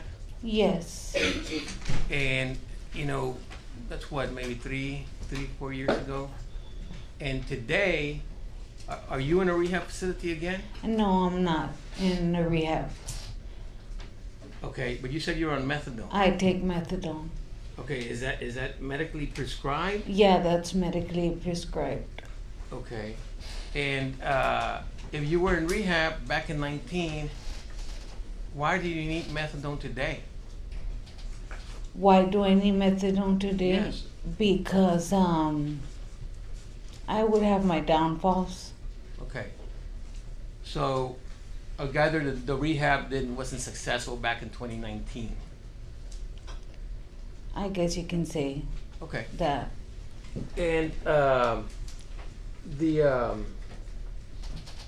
prosecutor was asking you about what you did for a living, and in essence, it's prostitution. Yes. Would that be accurate? Yeah. And I'm not trying to offend you, ma'am. I No, just it's want to okay. make sure I get to the point. Yeah. And this prostitution, and if you remember the testimony from last time, it's basically to support your drug habit. Yes. Okay. And your drug habit, you call them your DOC, your drugs of choice, DOC, yeah. is heroin And and crack. crack. You also do what's in the street called bars, which is Xanax. Yes. And that's not prescribed, right? That's stuff you buy on the street. Yeah. And you also smoke some marijuana. Correct? Not oftenly, but yes. Okay. And then back then you also testified that your child, you saw him maybe sometimes every 6 months, sometimes Her. every 3 months, stuff like that, right? Yeah. Okay. And you said even though it's your child, a relative is raising your child. Yes. Okay. And I would imagine that part of that reason is because you do drugs. Yes. Okay. Now, when you say back on September the 14th of 2018 that you were scared because the murders had occurred, correct? Yes. But you weren't scared enough to stop prostituting because you were still out on the streets, right? When? Well, we know on September 14th Yeah. of 2018 you claimed that you were with Mr. Ortiz. Yes. And according to your testimony, it was for prostitution. Yes. Okay. And we know because you've testified that you have a daily habit. That I had a daily habit. Yes, I'm not saying right now. of Yeah. methadone. Okay, I'm talking either 2018, 2019, something like that. Yeah. And so your daily habit consisted of maybe sometimes up to $300 worth of heroin, black tar on top of that Yeah. per day, correct? Mm-hmm. And about $100 of crack cocaine. Yes. You would agree with me that that's a lot of drugs to use daily, Yeah. right? And just, you know, I don't know if everybody knows, but the heroin is the kind where you get a spoon, you heat it up, you put it in a syringe, and then you inject. Yeah. Okay. And then, would it be fair to say then that you've been injecting yourself maybe for the last 10 years? On and off. On and off. Yeah. And the crack cocaine typically is smoked in a pipe. Yeah, it's an upper. You put in a pipe, and it's a glass pipe or something like that, and you know, from what I read, you use a lighter and then you smoke it and it gets you high. Yeah. And you also testified that your modus operandi, if you will, in using drugs is you use crack in the morning or early to get you high, and then you use heroin in the afternoon to bring you down. No, first heroin and then crack. Okay. I thought you had testified the other way around, but you know, but regardless, you use both of them Yeah. daily, correct? Now, you know, I mean, as compared to a guy that drinks every day or something like that, he's gonna be hungover and he's gonna be not feeling the greatest. I'm assuming that doing crack and heroin in those amounts is not the best thing for your body or your mental health. Of course not. Yeah. Okay. Now, back on September the 14th of 2018,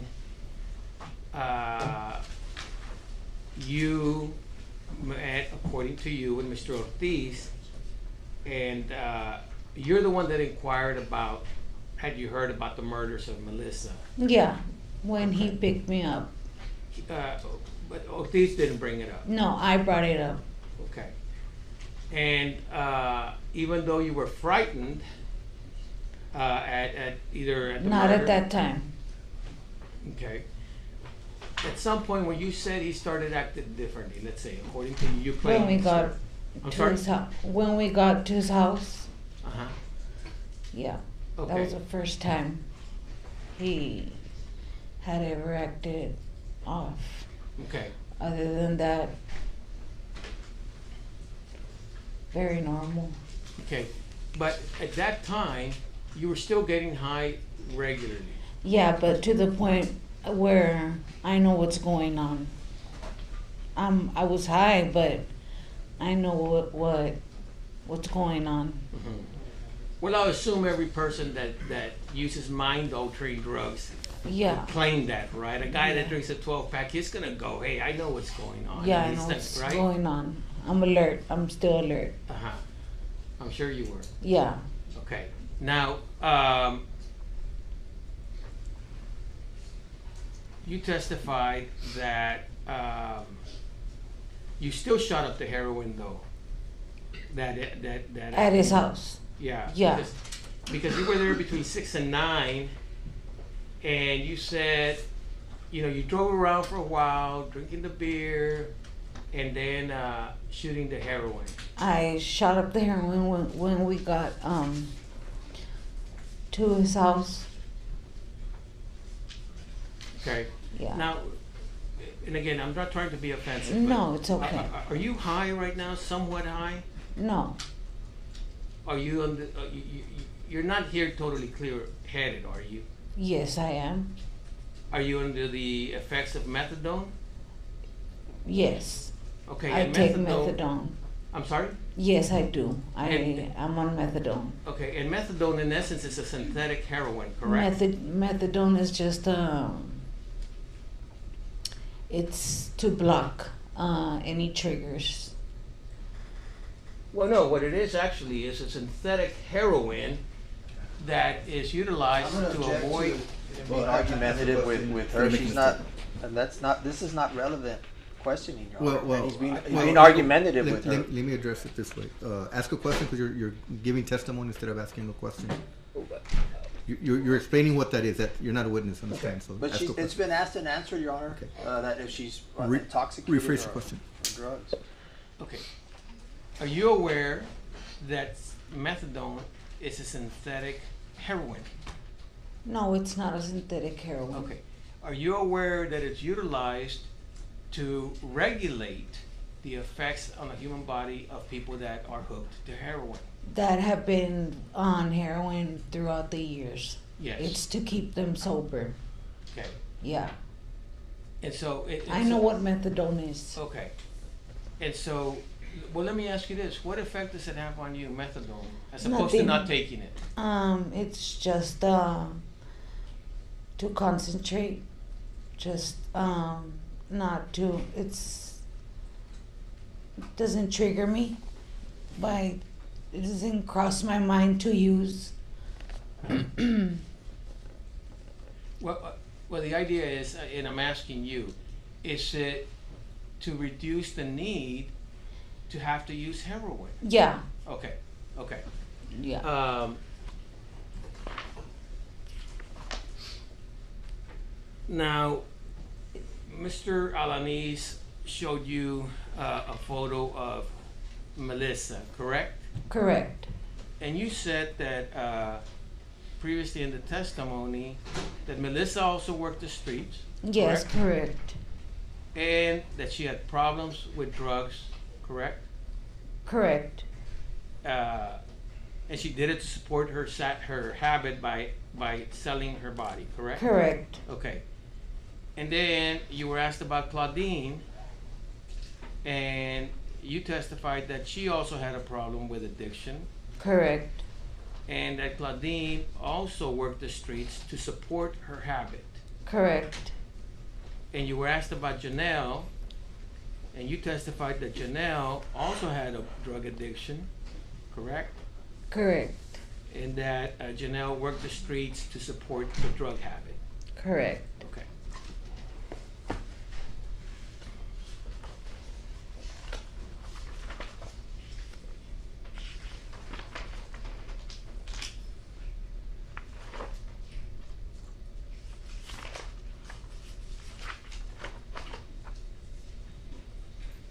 Now, when you asked, according to you, Mr. Ortiz, if he had seen the news about the murders, or that he had he heard about it, his response that he said he just saw it in the news. That was his I response. mentioned it, and he said, "Hey, that he had found out through the news." Okay. Yeah. And according to you, he starts acting differently or whatever, weird, according to you, and you testified that that you heard a voice. You actually heard a voice. What I meant by that is my inner voice, my intuition. Okay. You know, I get that people have gut feelings, okay? Yeah. But you testified, I heard a voice. And I asked you, that said what? For me to get out fast. Okay, do you remember testifying to that? Okay.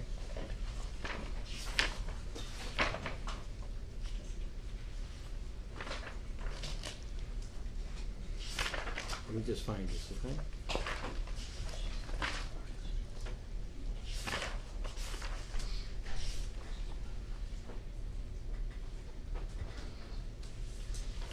Okay, and then at some point, and I think this is me questioning you now, and you testified that you heard a voice. And just tell me if you recall saying this. Yes, I did. Question. And that this voice told you, get out of there. Or what did the voice tell you specifically? Just to Answer. get out. To get out of the house. Just to get out, yeah. And I think I asked you, and did you hear the voice in English or in Spanish? Did you hear the voice in English and Spanish? Excuse me, ma'am. Your answer was Spanish. Do you remember testifying to that? It's not a remember if I said English or Spanish, but Okay, and then you were asked, question, was it a female Spanish voice or a male yeah, I voice? said, And you testified it was a male yeah, voice. my ex that passed away. Okay. Kind of like him telling me. Uh-huh. So that's different than a gut feeling. So you're hearing a male voice in Spanish. Not like hearing a voice, but like kind of him Ma'am, telling me. if you might let me finish I'm gonna asking the check if question. She could be allowed to answer. She Well, was just if I going to can finish answer, the question, and Your you didn't Honor. like the response. No, it's not She's that. I was gonna still answer. answering the question. one at a I'm time. asking a question. You're making it sound like you want One second. Miss, One second, you don't ma'am. answer the Ma'am. question. Ma'am. She's unresponsive, Sir. Your Honor. If I'm instructing her, you need to also wait. Okay, I mean, that's fine. You want me to give an instruction or not? Yes, Your Honor. Wait until he asks the question, until he completes asking the question, and then you can answer the question. And if it's non-responsive, you need to object instead of interrupting the witness, please. Go ahead and re-ask your question, sir. Thank you. Okay. My question is, did you not testify that you heard a male voice in Spanish? And you Yes, said I here did. To get out of there. Yes, I Okay. did. But it's not like a crazy Non-responsive, voice. Your Honor. I'm going to object to non-responsive. Okay, wait for the next question, ma'am.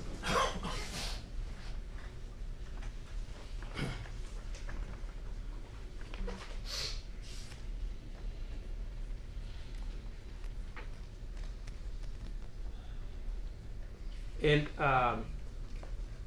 when you claim you went to the trooper, you were high, right? When you went to the trooper on Yes, I September the was. 14th, 2018? Yes? Yeah.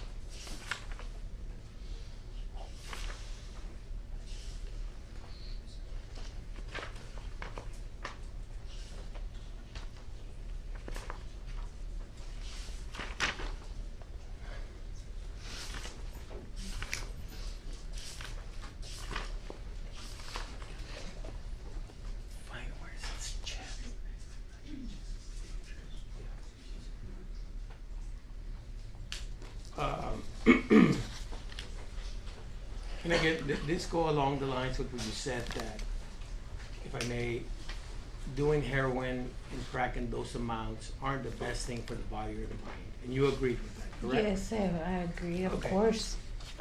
Now, on September the 14th, 2018, when you testified today, and you were very graphic about it upon the questions of Mr. Alanis, Mhm. and you said that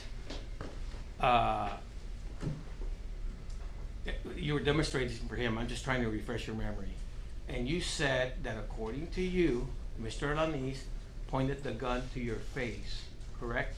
And you put the gun to your face. That Ortiz had pointed the gun. Yes. Yes, I did. And you remember that as clear as day. Of course. Yes, because I guess not too many of us get a gun pointed at our face. Yeah. Okay. And you're as sure of that today as you are of any of your other testimony. Of course, it's unforgettable. Because you're testifying under oath, right? I'm here to say the truth and nothing but the truth. Okay. And that's something that's very memorable. You just said that now. Yeah. Back on October the 3rd of 2019, you were also under oath before this judge to tell the truth, the whole truth, and nothing but the truth, correct? Correct. And if I were to tell you that you were asked, and where did he point it to you? You said, right here. Where? To your chest. Answer, yes. You're pointing to your chest. Yes. Do you recall testifying to that, ma'am? No, Well, are you lying today or were you lying then? never. I'm gonna let her go.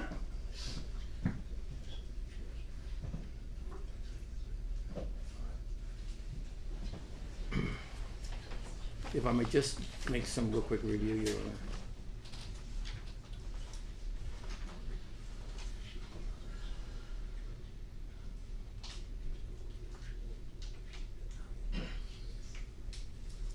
Let me see. So let's see, guys.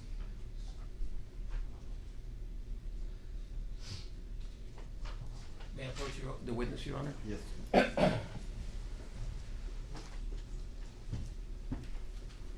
Ms. Pena, I'm going to show you an official copy of a transcript dated the 3rd day of October 2019 in this cost number of the state of Texas versus Juan David Ortiz. And it's certified by a certified court reporter wherein he swears that this is accurate.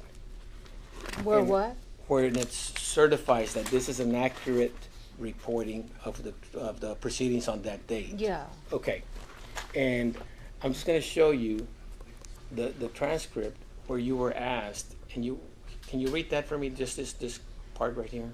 Where did he point it to? Right here, right to your chest. It's just same thing. Ma'am, I'm just asking you, can you read it and see what you said? To your chest, yes. And- You're pointing to your chest, yes. Okay, that's all I needed to. Okay.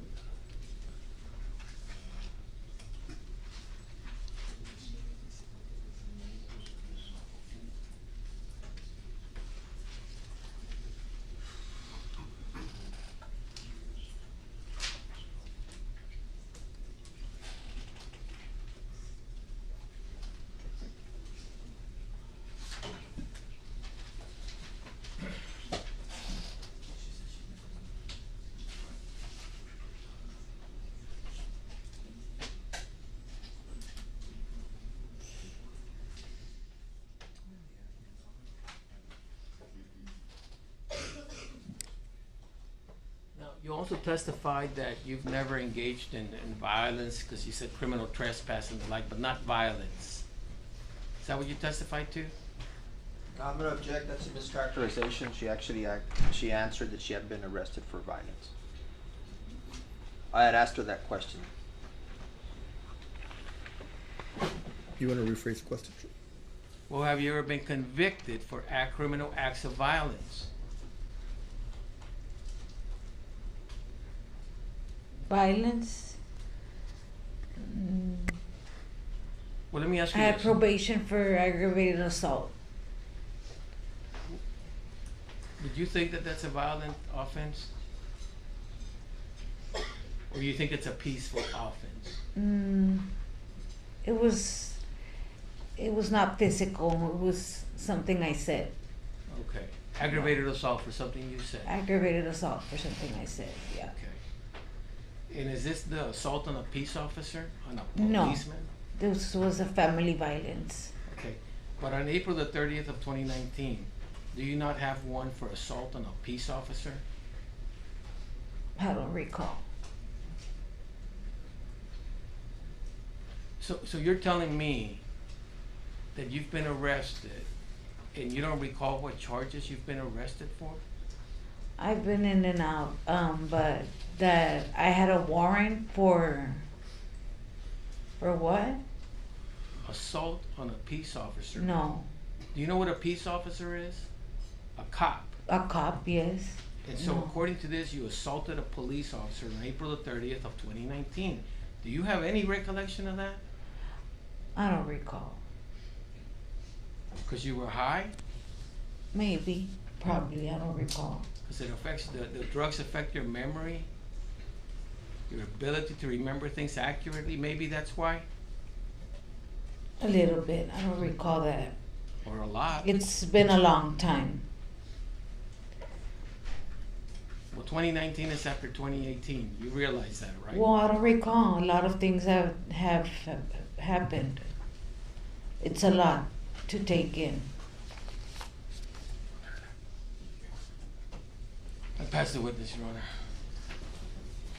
You say it's a lot to take in. What, after this happened to you, Yeah. how did it affect you? I got diagnosed with PTSD, severe anxiety, and depression.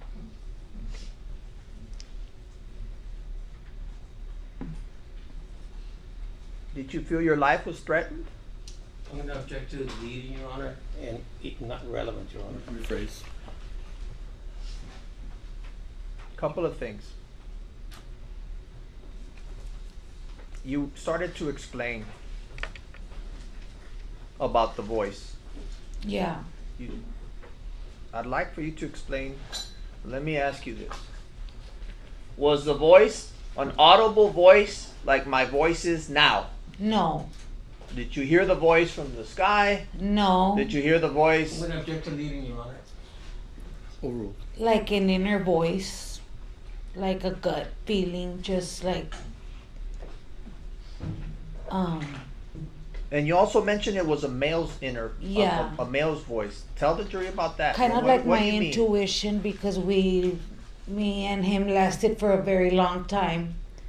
Who is And him? Who my is- ex that passed away. I remember mentioning him that night, and I just had an intuition of him saying, "Get out." So the inner voice that you tried to explain to Mr. Perez is your ex who passed away Yeah, that told you, Erica, get out. just yeah. Not like a loud voice, like an Non-responsive, Your Honor. inner voice. Your inner Wait. voice. Yeah, a gut feeling, just an image. It's Wait for the next question. And you listened to your inner voice. I listen to my inner voice, to my gut feeling. What other signs did you have that when you say he's acting weird? Can you give us any examples when you say he's acting weird? I've been saying it over and over. He was just not himself that day, very nervous. At the time that he picked you up, did the topic come up about, I brought it up when we were by Clark, and the only thing he said was, "What's the word? What are they saying?" And that's about it. Nothing else. what's the word? Yeah. I told him that they had been picking up people to Your Honor. investigate. Hold on. You said he asked you, what's the word? Yeah. When you say that, what did you take it to mean? When he asked you, what's Like, the word? what's going on? Okay. Yeah. Did you respond to that? I just said that they were picking people up. Who was picking people up? Investigators. Everyone knew. Everyone Up left. until this time, and wait for my question. Up until this time, September the 14th, did you have knowledge of some of the girls on the boulevard being picked up by investigators? Yes. Okay. Had you been picked up for No, questioning? I had not been picked up. Okay. Were you ever asked by Ortiz if you had been picked up? No.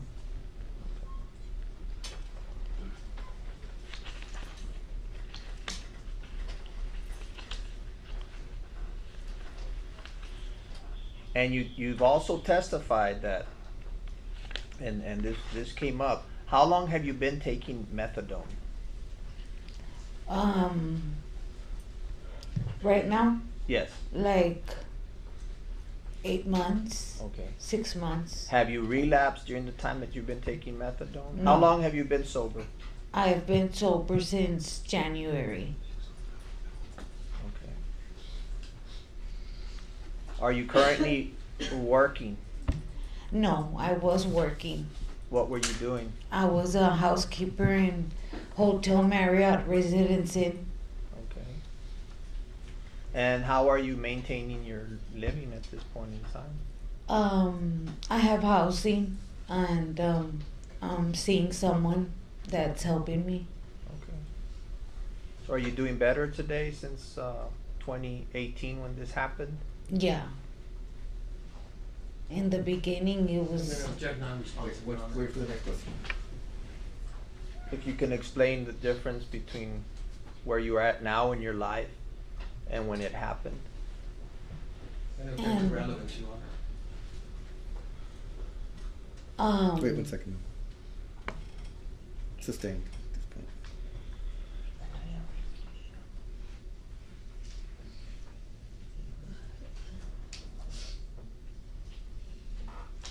The issue about the gun that Mr. Perez asked.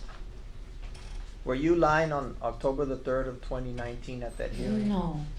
You started to explain, and I'd like for you to explain to the jury what you meant when the gun was being pointed at you. Yeah. Go ahead. What did I mean? He just pulled it out and didn't say anything.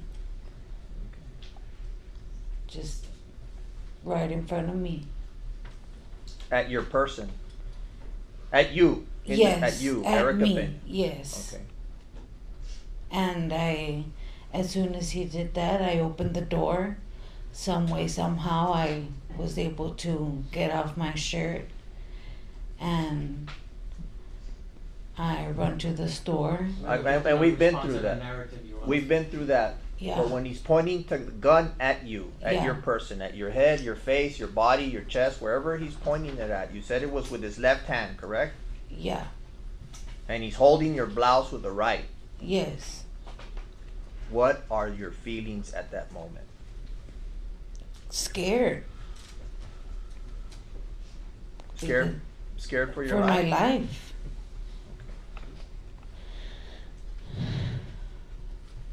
No further questions. Any further cross, sir?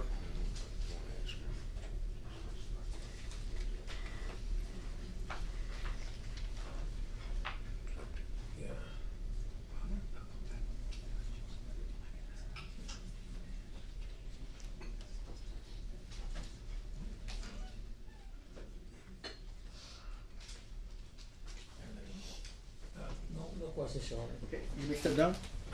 You excuse? Yes.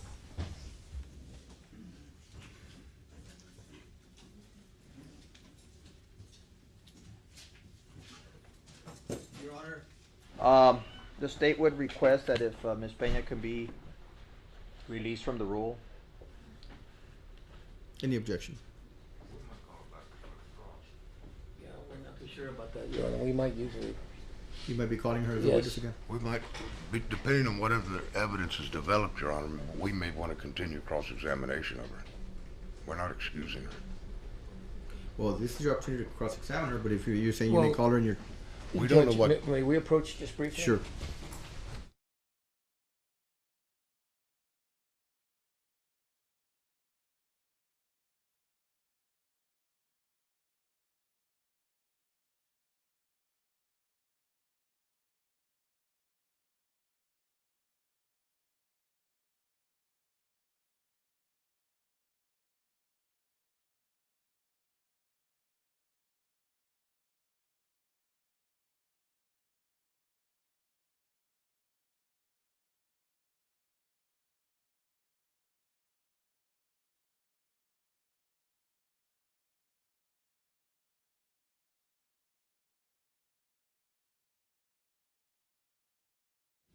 So, Ms. Pena, is she still in the courtroom? Yes, Your Honor. Yes, ma'am. You're still under the rules, so you need to remain waiting outside of the courtroom, and you're not allowed to watch the case or any news accounts. tell her she's not to discuss it with anyone. She's been given that instruction earlier. Your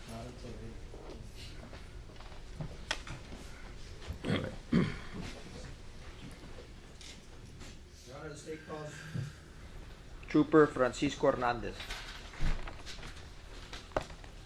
Trooper Francisco Hernandez. Was he one of the witnesses this morning? Yes, he was.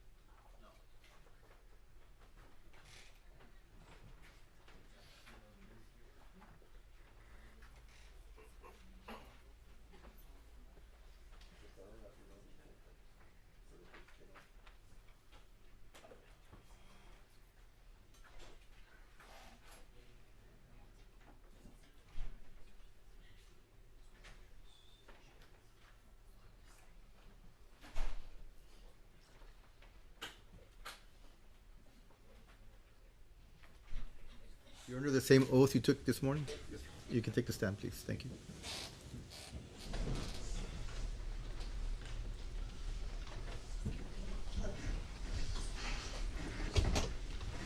Felony, is your mic on?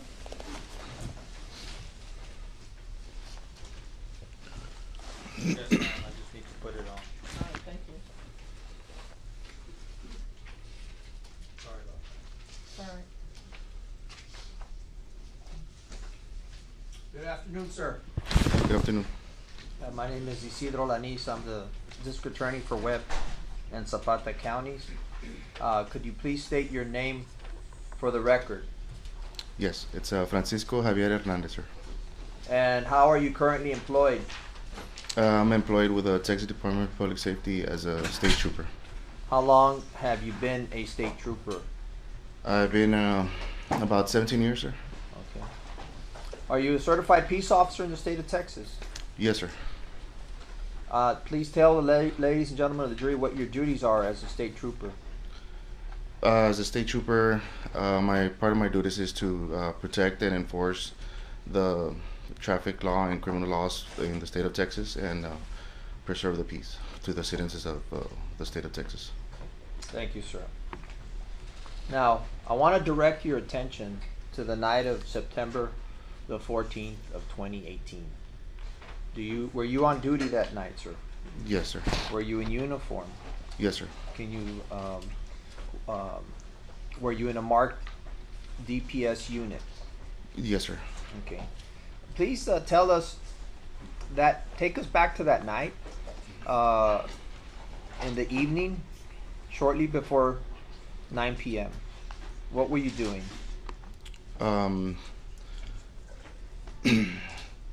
So on that day, on that night, I was at the gas station at the intersection of Loop 20 and McPherson Road. I can't recall if I had just finished gassing up the patrol unit or I was about to. When all of a sudden, there was a lady approaching me from the backside, west side of the Stripes or Circle K towards my direction. And as soon as I noticed that, I heard her yelling for help. I immediately noticed that she was in shock. Her breathing was kind of rapid, like hyperventilating. I also noticed that she was scared at that time. And she explained to me that she had just gotten away from a gentleman that pointed a gun at her. And at that time, I assured her that she was in safe hands, and I was gonna try my best to analyze the situation, what was at hand.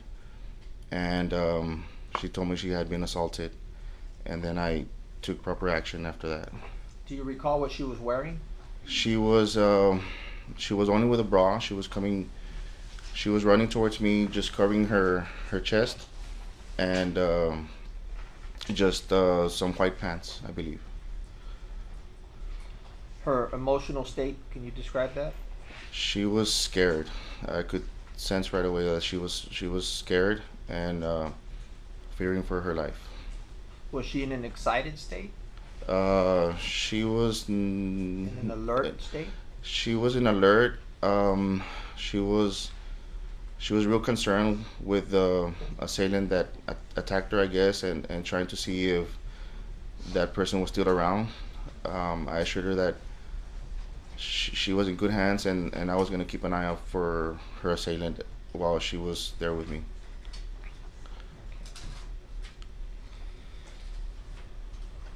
Did she give you a name of the assailant at that time, if you recall?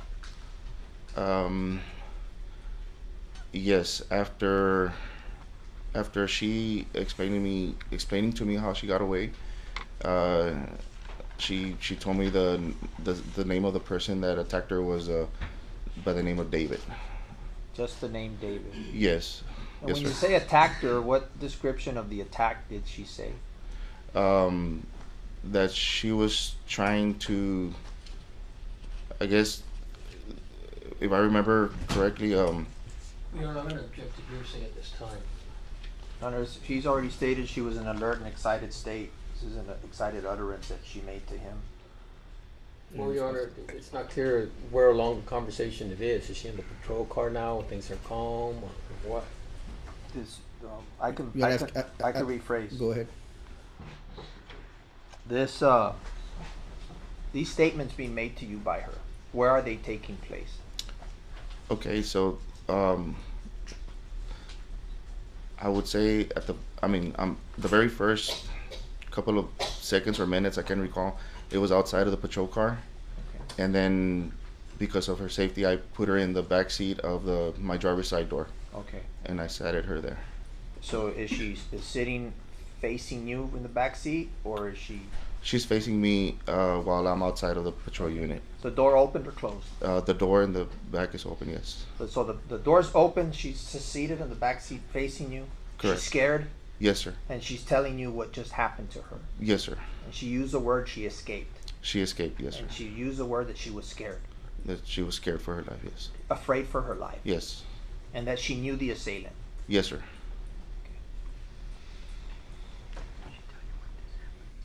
And Did she tell you when this happened? Yes. When? That same couple of seconds or minutes just before approaching me. So it literally happened just seconds before she ran to you. Yes, sir. Okay. On the night in question, did you have a body camera? Yes, sir. At any time, were you able to record the encounter between you and Erica? Yes, sir.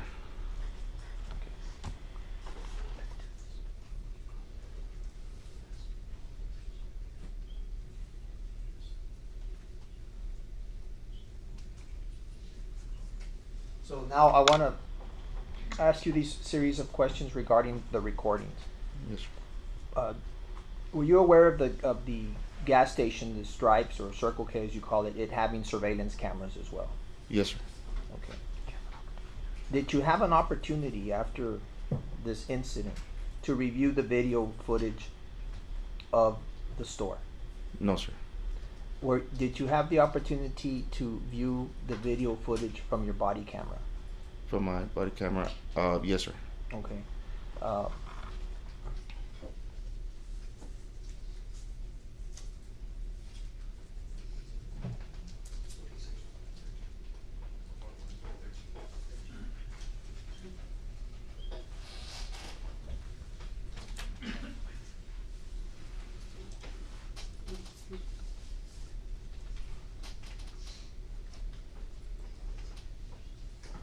May I approach, Your Honor? Yes, sir. I'm gonna show you what's been marked as State's Exhibit 13. And ask you if you've had the opportunity to view the contents on this CD. Yes, sir. Okay, and you're familiar with it because you were operating the body camera?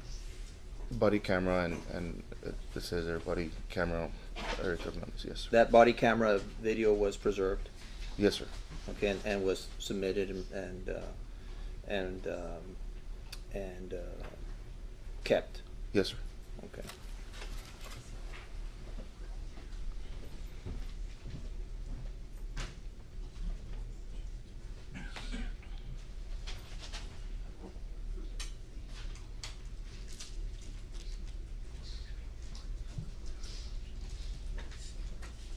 May I desired the witness, Your Honor?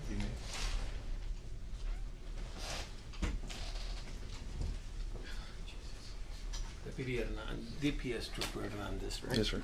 Sir, my name is Joel Perez and I represent Mr. Ortiz. Now, here we have a DVD, Smart States Exhibit number 13 that you've identified, correct? Yes, sir. And I know it's a copy apparently of this body cam thing, but this particular exhibit, this one, have you inserted into a DVD player and viewed it before testifying here today? That one in particular, no, sir. Okay, I submit that he's not qualified and it's not admissible at this point in time, Your Honor.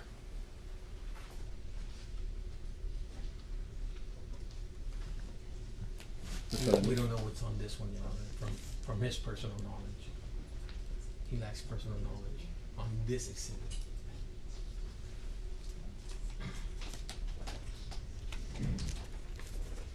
Your Honor, my response, If I can continue my line of questioning. Well, Your Honor, as for that, we'd ask that. Hold on. Arguments like this before the jury. Well, you want to approach? Yeah, sure, Judge, if we can.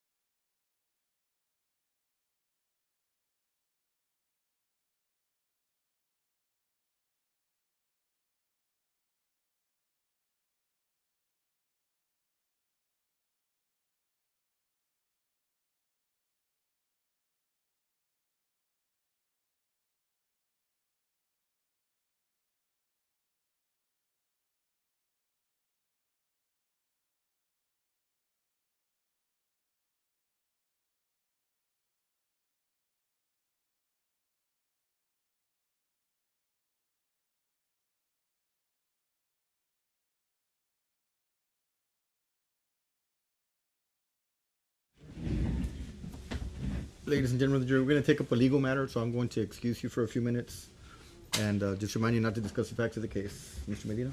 All rise to the jury. Mr. Perez, is this the only monitor?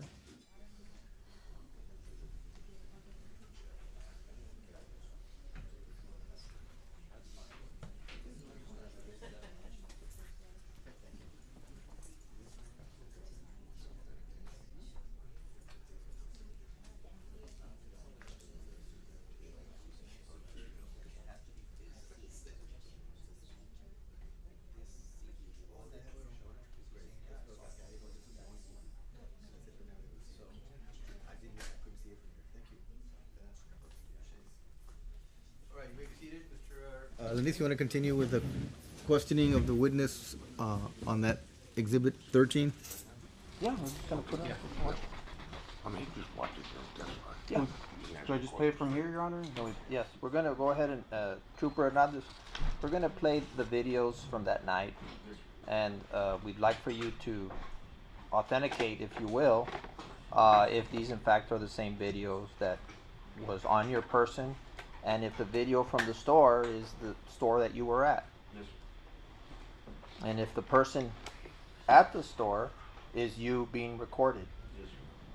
He comes out in the recording at the store, Your Honor. And for the record, you need to have The exhibit that you're referring to is...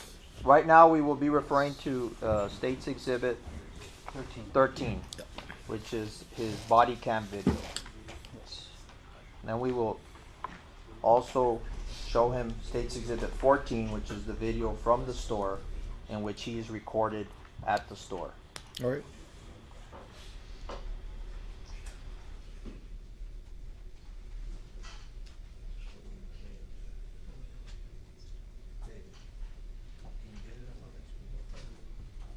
Do you see it on your screen, Trooper?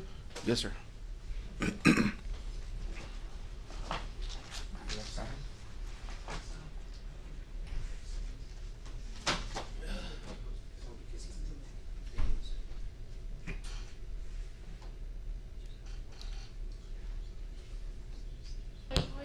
Vamos, vente para acá, este lado nomás.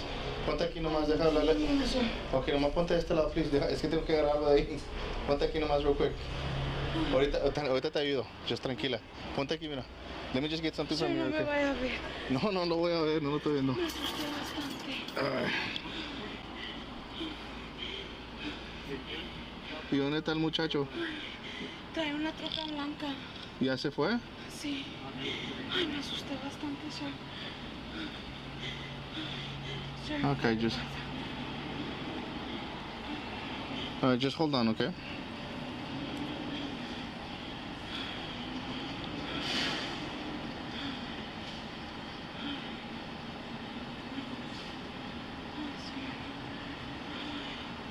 me quiero sentar. ¿Quieres file un report? Tengo miedo que me vaya a ver. Me quiero sentar, sir. Hey, this is 3215. Can you send PD to my 20? I'm right here at the Circle K on McPherson and in Loop 20. It's in reference to an assault on a female. You know which one, right? The Valero, right here at the intersection of Loop 20 and McPherson, like going towards the Border Patrol station. Okay, let me. Yeah, I'm waiting here with the female. All right, thanks. Tengo miedo, me puedo sentar ahí, sir. Espérate. Oye, entonces, nomás tengo que saber algo. Entonces, ¿tú te subiste a la troca de un muchacho? Yo me subí, sí. Él ofreció comprarme cigarros y compró unas beers. Y dijo, ¿vas a dar la vuelta conmigo? Y yo le dije que sí, sir. Nomás que yo nunca me voy lejos, so I noticed de que él estaba manejando muy para acá. Y le dije... ¿Y dónde estaba el muchacho? ¿Este side? Ahí. Ahí donde está la troca, es esta y el carro. Allá, donde está el trailer. Ay, sir, me quiero sentar. So cuando yo estaba aquí, ¿estabas adentro de la troca? Sí, me vine corriendo, me sacó la pistola y me quería subir y me empecé a gritar, help me, help me. So cuando te bajaste de la troca, ¿gritaste? Sí, sir. Okay. ¿Y no te acuerdas? Hay una Dodge blanca, vive por aquí. ¿Sabes dónde vive? Sí, sí, si me llevo ahorita más o menos sí puedo dar, sir. ¿Y por qué te subiste con él? ¿No? Porque ibas a ir a... porque me dijo que si quería unos cigarros. Ajá. Y yo le dije que sí, y él nomás me dijo, ven a dar la vuelta conmigo un rato y te llevo. ¿Esa Dodge Ram que está aquí no es esa? A ver, ¿Esa no es? yo traía una pistola, nomás que... Are you sure he's not maybe standing around? Maybe a lo mejor está a la vuelta. Una troca blanca, sir. Mire, y luego I started getting very sick, sir. Ajá. I started getting very sick.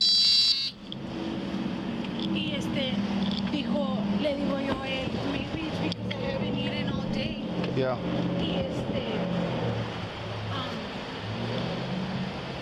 dijo, do you want a burger? Y le digo yo quería que él manejara para allá por la San Bernardo. Ajá. Y le digo yo, sí, pero dale para allá por mi barrio. Dijo, I'm gonna stop real aquí. They saw these really good So you know who he is? His name is David.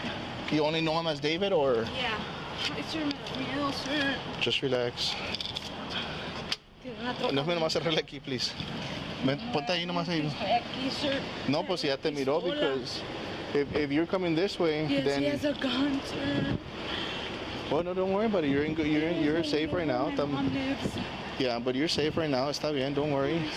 Ahorita, Y mira, luego espérese. relax, just relax. We were talking about de las muchachas que acaba de fallecer. Ajá. And he got very nervous.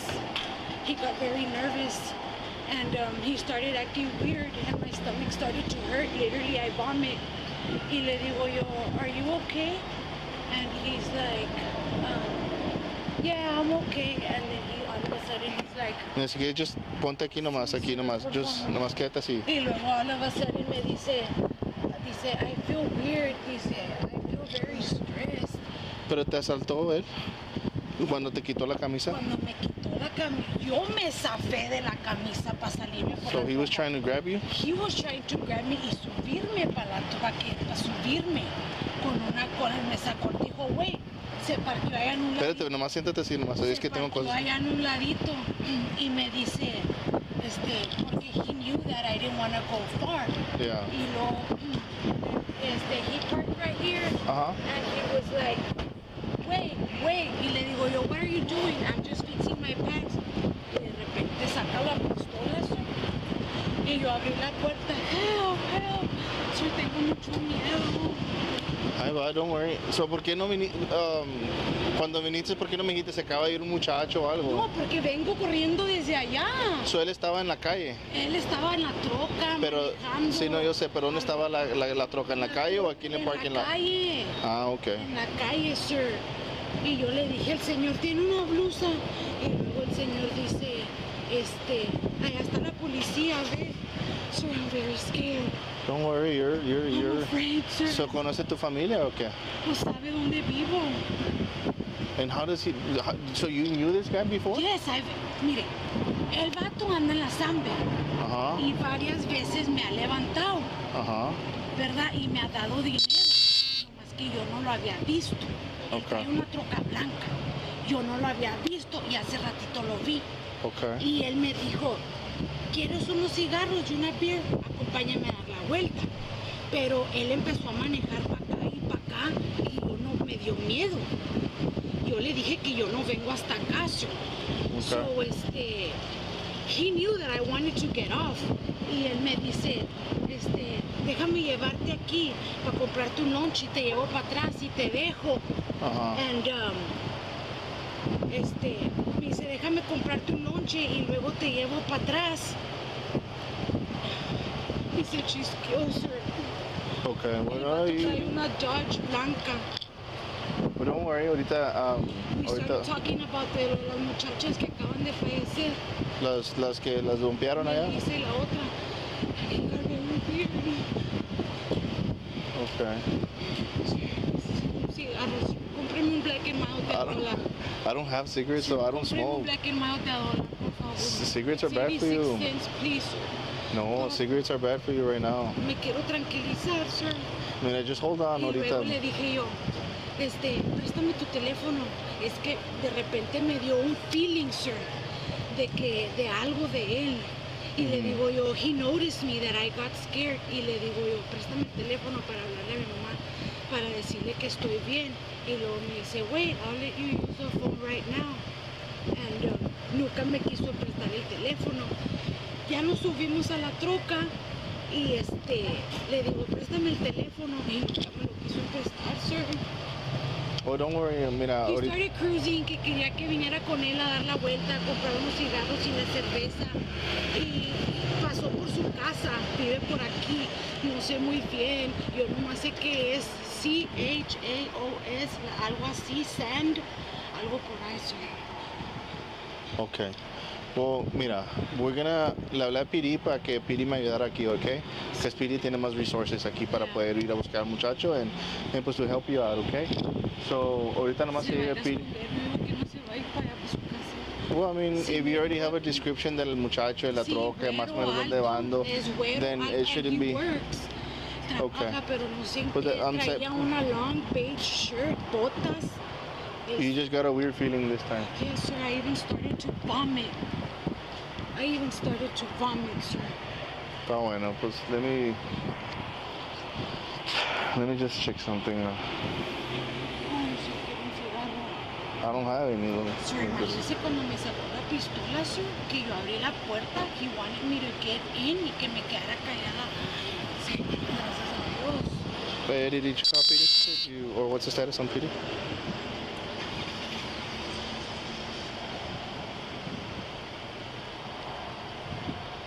Alright, thanks. Let me know. Alright. Ah, bueno, don't worry, ya deben de llegar ahorita. So, ya con eso, pues el description que me diste y el Well, then you gotta do something before he does, you know? Pues report him. Okay, and that's good. That's why ahorita va a venir PD. We're gonna do a police report and you have the description del muchacho y todo. Just relax, though. Just relax. Take deep breaths, so take deep breaths. Just take deep breaths, though. Okay. Just take deep breaths. De repente cuando sacó la pistola, no subí perecer. Take a deep breath. Just take a deep breath. Él me ofreció dinero, sir. He offered money. Okay. Y de primero yo le dije que sí. Okay. Pero when we went in his house, y llegó a su casa, Yeah. I started feeling very sick. I started shaking. Me dio miedo. Okay. Miedo me dio. So yo invento. Le digo, vamos para la troca porque se me quedó algo ahí. Y ya que nos salimos, le digo yo, ya no voy a entrar. Ya no puedo entrar, me empecé a sentir bien mal allá adentro. So, está bueno, agarró las llaves, la wallet, nos subimos y fue cuando empezó a manejar para acá. Pero ay, gracias a Dios que no me quedé un minuto más. Okay. Que algo me fuera pasado. Yo vi en su mirada, como cuando sabes que alguien no está todo ahí. Yeah. Oye, ¿tienes aquí golpes o qué? No, es heroin. Y ahorita... ahorita ya vio que estoy aquí. Está bueno, don't worry, you're safe with me. Ahorita ya vio. You're safe with me, don't worry. But that's why you're gonna make a police report, ¿me entiendes? So you're safe with me, ¿me entiendes? Aquí no te apures. We're just trying to see, maybe he's circling around o algo, como dices tú. And I'm watching. Una troca blanca, una Dodge, una troca blanca. Las ventanas no están tan oscuras. Yeah. So I'm keeping an eye, no te preocupes. Let's just wait for PD real quick, okay? Así para que le... Just relax. ¿Ya te sientes mejor? A little bit? Estaba muy... Just keep taking deep breaths. Él me quería llevar para allá. Más que yo no. Yo dejé. Okay.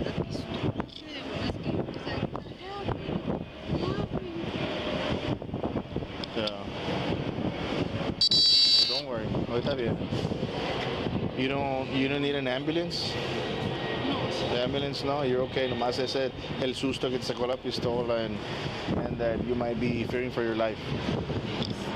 Okay.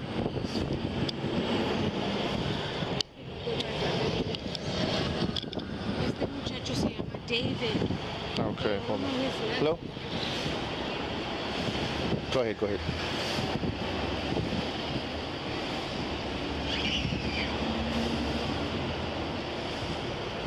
Okay, no worries, no worries. As long as somebody responded, I can stand by here.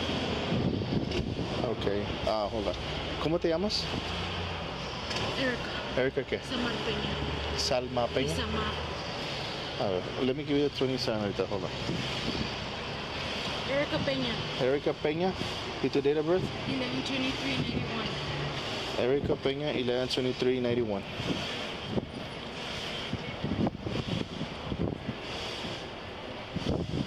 Yeah, Erica Peña. No, she doesn't need any medical help. She just wants to file an assault report.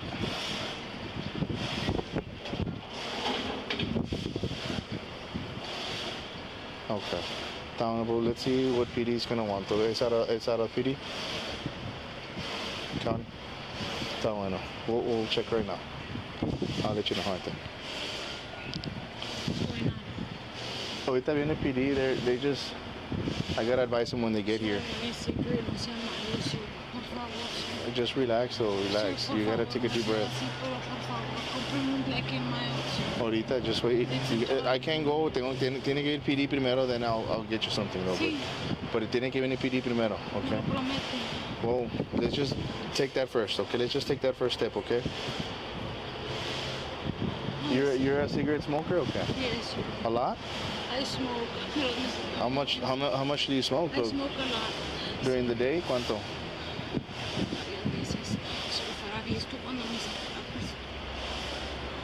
Okay, well, just hold on.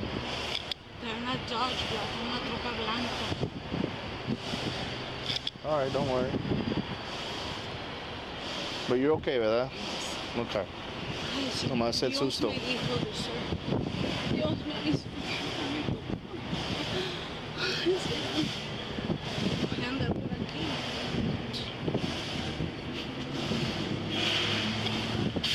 So basically, he's like a friend of yours. He's not a real friend, sir. I've seen him 4 or 5 times. I'm not gonna lie. 4 o 5 veces lo he visto y él me daba dinero. ¿Verdad? Pero yo no lo había visto. Yo no lo había visto, sino que hoy en la tarde lo vi. Y pues he knew Melissa, right? The girl they killed, Melissa Ramirez, and we started talking about her. What happened, and he got very weird all of a sudden, very nervous. He did, okay. I don't know, sir. I got a vibe. A bad vibe. Horrible vibe, sir. And so that's when cuando empezaron a hablar, that's when he got really, like, did he get angry? He got like nervous and scared. Okay. Y le digo yo, are you okay? Are you okay? Y me dice, yeah, dice, but let's talk about you. Dice, why did you get, dice, why did you all of a sudden got scared? Why are you scared of me? I started getting scared, sir. Y él vio que yo empecé casi hasta temblar. ¿Te sabes su nombre completo o nomás el nombre? El David. Así Vive por aquí, tiene una casa por aquí. Tiene él una casa por aquí. That's where he was going. Yeah. Does he live by himself? It's a big house, sir. I know he just got separated and la casa estaba sola. Y pues está solo, sir. Okay. He's alone. He's alone. Big house. Pero he wanted to go in his room. Y yo no. Ay, Dios me dijo que no, sir. Su vibra y como él se empezó a poner su mirada, sus comportamientos. But so you say you wanted to go in his room? He wanted to take me. Oh, I see what you mean.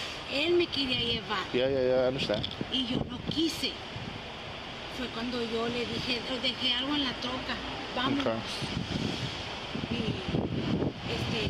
agarró su cartera y dijo, vámonos, está bueno. And me quería llevar más para allá. Se iba a parquear aquí a comprar un burger y me dice, hold on. Y saca la pistola. What color was the gun? Black? Gray? Black? Soy black. Okay. ¿Y te la apuntó o no? ¿Sí te la apuntó? Sí, me la apuntó así, sir. Okay. Aquí. Me la apuntó así. He's tall, güero.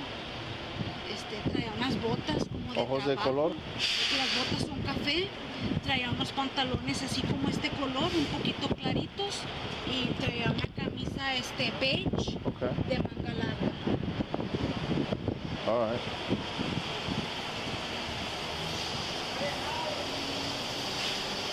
¿Y andaba solo, no andaba con alguien más? No, él andaba solo.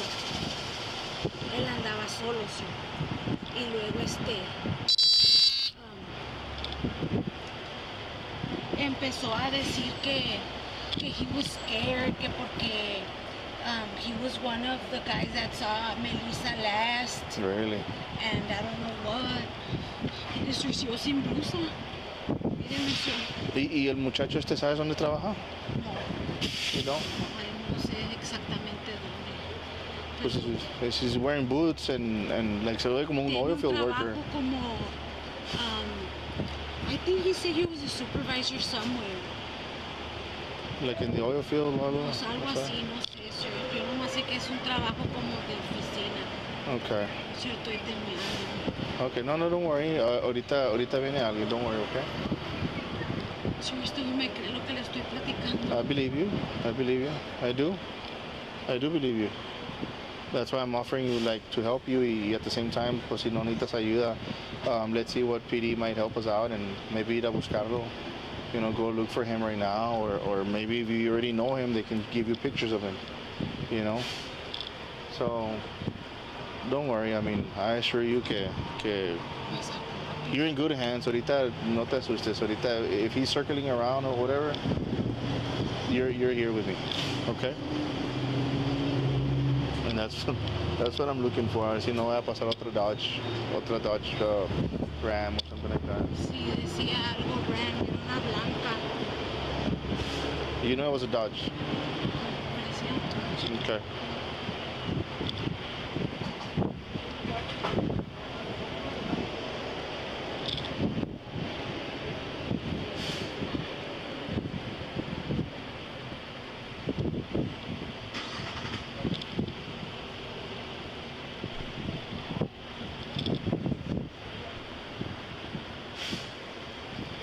Y quería llevar más para allá y más para allá.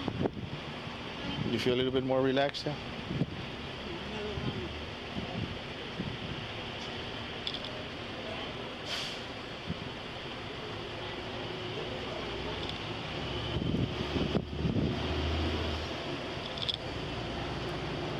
Quiero un cigarro, sir. I know. Just hold on, though. Nomás espérate. Quiero un cigarro, sir. Just hold on. Ten cuidado. Es que tengo. No. Hablarle a mi amiga o algo. ¿Tienes una amiga? Quisiera hablarle a mi amiga. Decirle lo que me acaba de pasar. ¿Y cuál amiga la hablas? Mi amiga Gaby.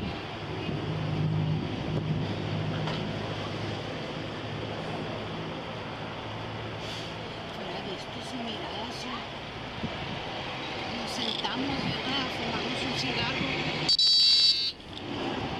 Ahí en su troca. We started getting yeah, I feel weird. Y empieza a hacer así, sir. Like if he was on something. No sé, sir, nomás dijo, le digo, are you okay? And I was shaking, me empezó a dar miedo. He was like, no, I feel a little bit weird. Y le empezó a hacer así. Okay.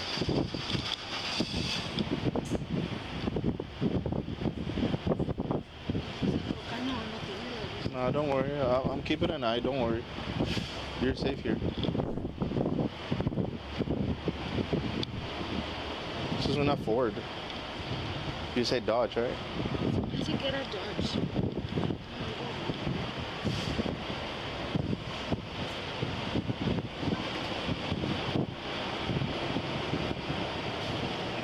Y luego yo estoy bien pendeja para las direcciones, sir. Más o menos vive por aquí.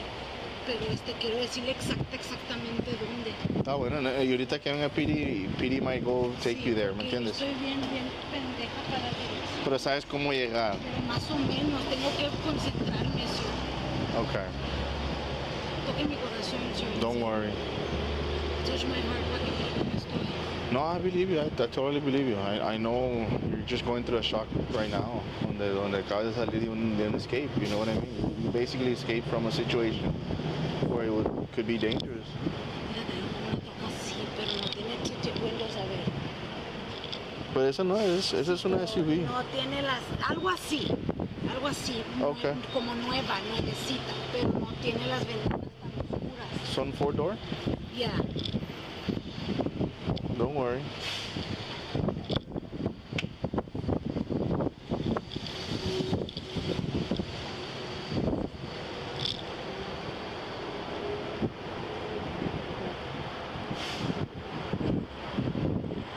Don't worry, I mean,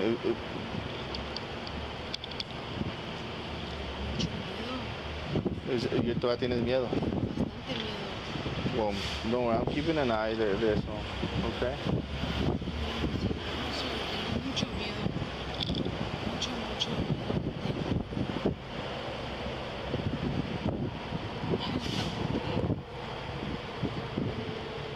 But now you know that you can't get on his vehicle anymore, ¿entiendes? You learn, I mean, I mean, unfortunately te tuvo que pasar esto, you know? No debes de confiar en mucha gente, especially if you don't know him that well. Yeah. I mean, you say que hit this 4 times maybe? 5 veces y siempre me buscaba, sir, pero yo lo tiraba a León. Yeah. Yo lo tiraba a León. Y yo sabía que he would pick up Melissa también. Really? Melissa Ramírez. La primera. Sí. Yo sabía que él la levantaba porque él me platicaba de ella. Y cuando yo la miraba, ella también de él, ¿verdad? ¿No has visto al de la troca blanca? Porque me alivian la feria. Y yo no, nomás que yo lo tiraba a León porque era como bien necio. Okay. Y nomás que no lo había visto en 2 semanas y me vio. Y me dijo, ¿quieres unos cigarros y una cerveza? Y yo le dije que sí, y me subí. Yeah. Y bueno, vamos a dar la vuelta un ratito. Bueno, está bueno, le digo, pero no muy lejos, le digo, porque yo no me voy muy lejos. Nomás que se dijo. Ay, no, yo ¿Y Melissa no era tu amiga? No. ¿No la conocías? Yo la miraba, solo la miraba. Y pues nomás la conocí en el condado y así en la calle, pero hasta ahí. ¿Y la segunda muchacha, esa no la conocías? De vista nomás también.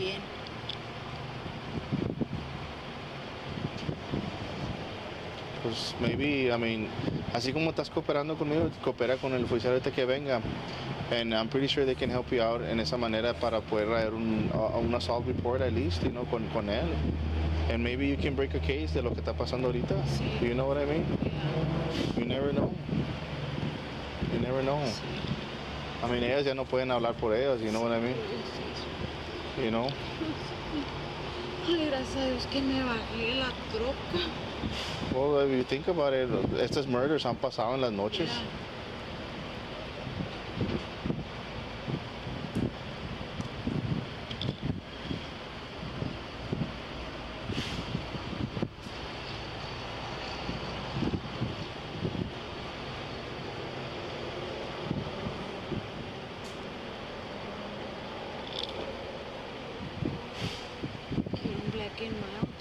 Ay, voy, ahorita nomás deja que venga la policía, deja que venga, es que no te puedo dejar sola, I mean, especially si es que anda, or he might be around here o algo.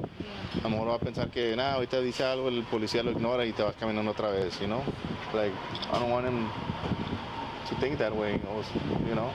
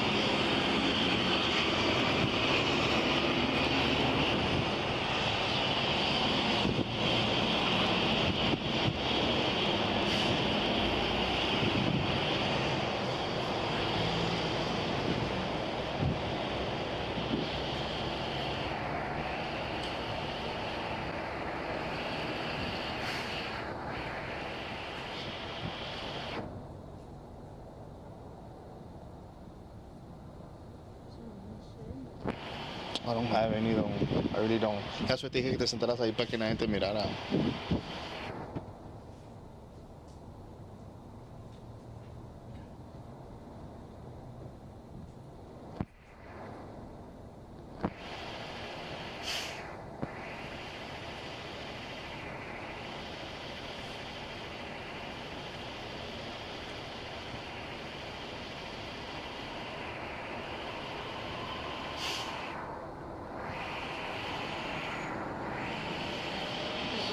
Algo así. Esta es la que se metió primero. Ese, a ver, no. No, ese. No, ese era el muchacho que caminó ahorita para allá en mi camisa gris.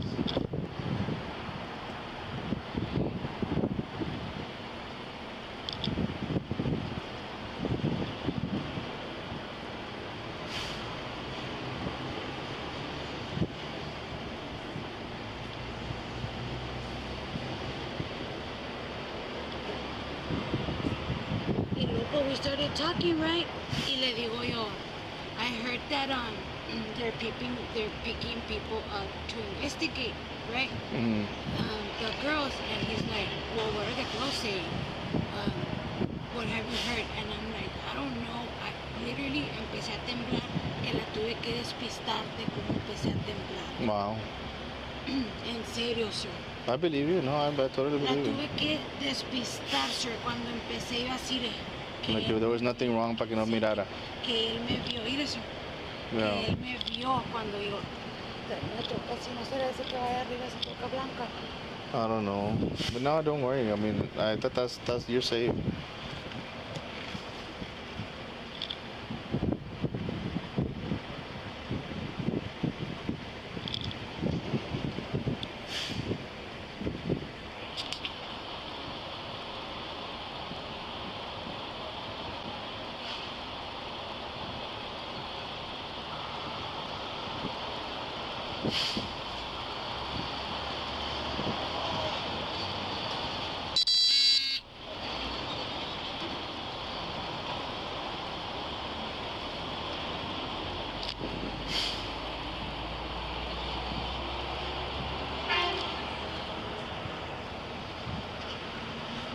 So you got nervous cuando le comenzaste a mencionar a las muchachas.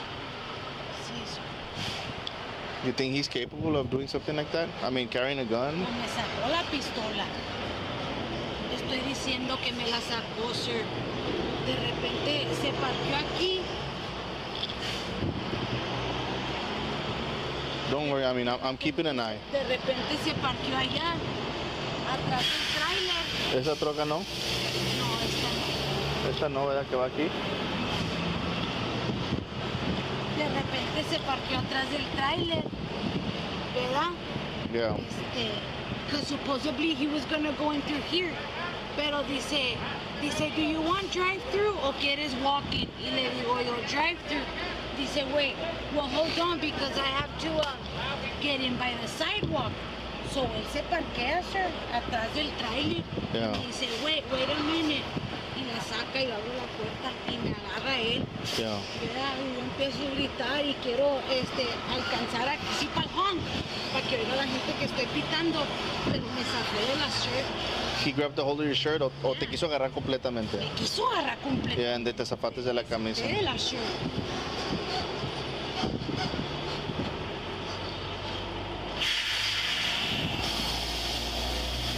En mi corazón, sir, quiero un black and white. I know, just relax.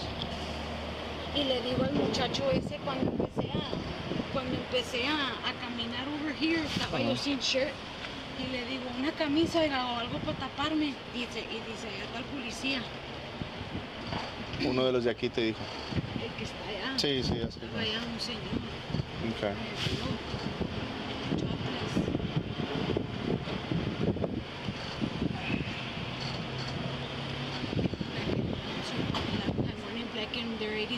I know, it's just I can't go by myself. Just hold on, espérate, just relax. Ahorita te lo agarramos. Just relax. Yeah, just take deep breaths slowly, in and out, just slowly. Por mientras, I know pues it's a shock. I mean, you just escaped from a possible kidnap. You know, I mean, te fuera hecho kidnap, and that would have been the end of you. The gun you say it was black or white? It was black. Black. Gordita. Gorda, black. No más que I didn't think really nothing porque yo ya lo había visto como 4 or 5 times. Yeah. Pero when we went in his house, right, we went in for like 5 minutes. Porque no digo que me ofreció dinero. We went in for like 5 minutes. Pero I got scared de esas de que go out. A ver, just hold on, okay? Give me a second, nomás, okay? Please. Hey, hello? Hey, es que tengo una girl que she escaped from a guy that pointed a gun at her here at McPherson in Loop 20, and she's one of those girls, you know what I mean? And the guy pointed a gun and se le escapó a la persona, and she's without a shirt basically right now. And I called PD to come over here and assist, but they haven't shown up though. So, but she knows that guy's name, like the first name and where he lives though. Well, just the first name, David. And yeah. Que más o menos vive por aquí. Y vive por una casa que se llama, ¿cómo se llama la calle? No, nomás dime qué calle es. Es aquí como por San Isidro. Por San Isidro, it's a big house. Por Sand Hill or something like that, right? Es una calle más o menos Sand Hill, I think that's what it is. CHAOS. I'm right here in McPherson and Loop 20, right here at the Circle K in Laredo. Yendo pa Border Patrol. Yeah. Huh?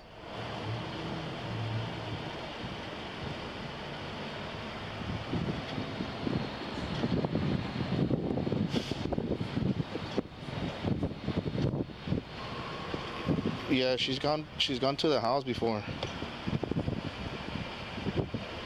She's without a shirt. Took off my shirt. She's without a shirt right now because she escaped from him.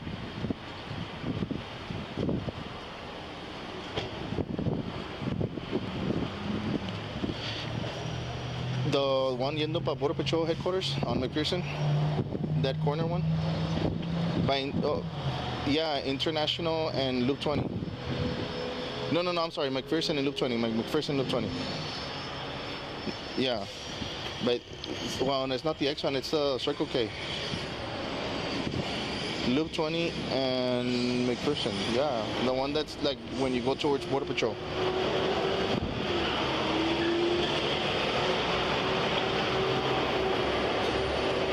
Yeah, she's in shock, man. Like, yeah. And she was trying to mention something about the other two girls, and that's when the guy got nervous, and I guess she knows. Well, she doesn't know, but she knows who they are. Estas muchachas.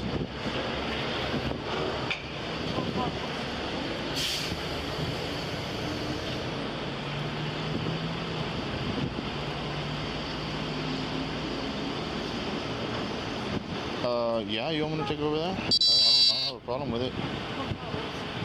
We're at the same station right there at the Webb County. Wait, do you have an extra shirt though? Or can you get an extra shirt? Well, I'm gonna tell her we're gonna go get a shirt, and then that way they can talk to you. All right. Mira, this is what's gonna happen. Uno de los oficiales de nosotros va a hablar contigo, okay? Just the same situation que me dijiste, all this, okay? I told them to get you a shirt, para que puedas hablar comfortable con ellos, okay? And so we're gonna go to the station, and we're gonna talk to you regarding your situation right now, most importantly, y luego también regarding maybe the guy's name, más o menos donde vive y todo eso, okay? So basically, we're gonna help you out, ¿me entiendes? So, mira, no te voy a decir que te vengas acá atrás, si quieres te puedes ir enfrente. Back in my hotel, no. Let me tell him. Dígale que por favor. Let me tell. Haga algo por mí, sí.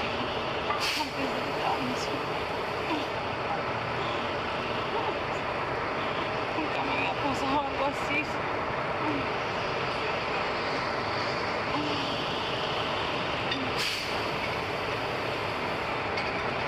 Sí, pero yo quiero que más o menos me maneje por aquí para yo poder decirles, porque si no, no voy a poder decirle dónde me voy.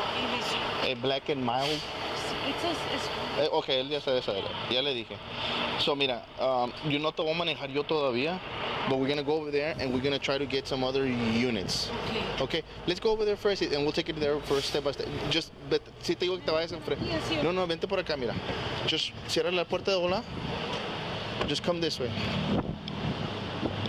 Just relax, es que tengo unas cosas, déjame sacarlas de volar. Don't worry.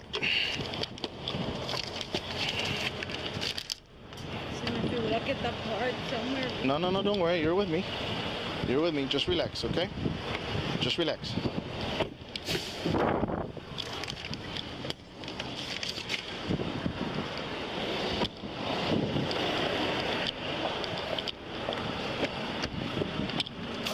All right.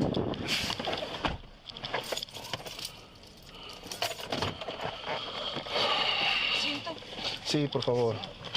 Let me do, espera, antes que lo apretes ahí. There you go.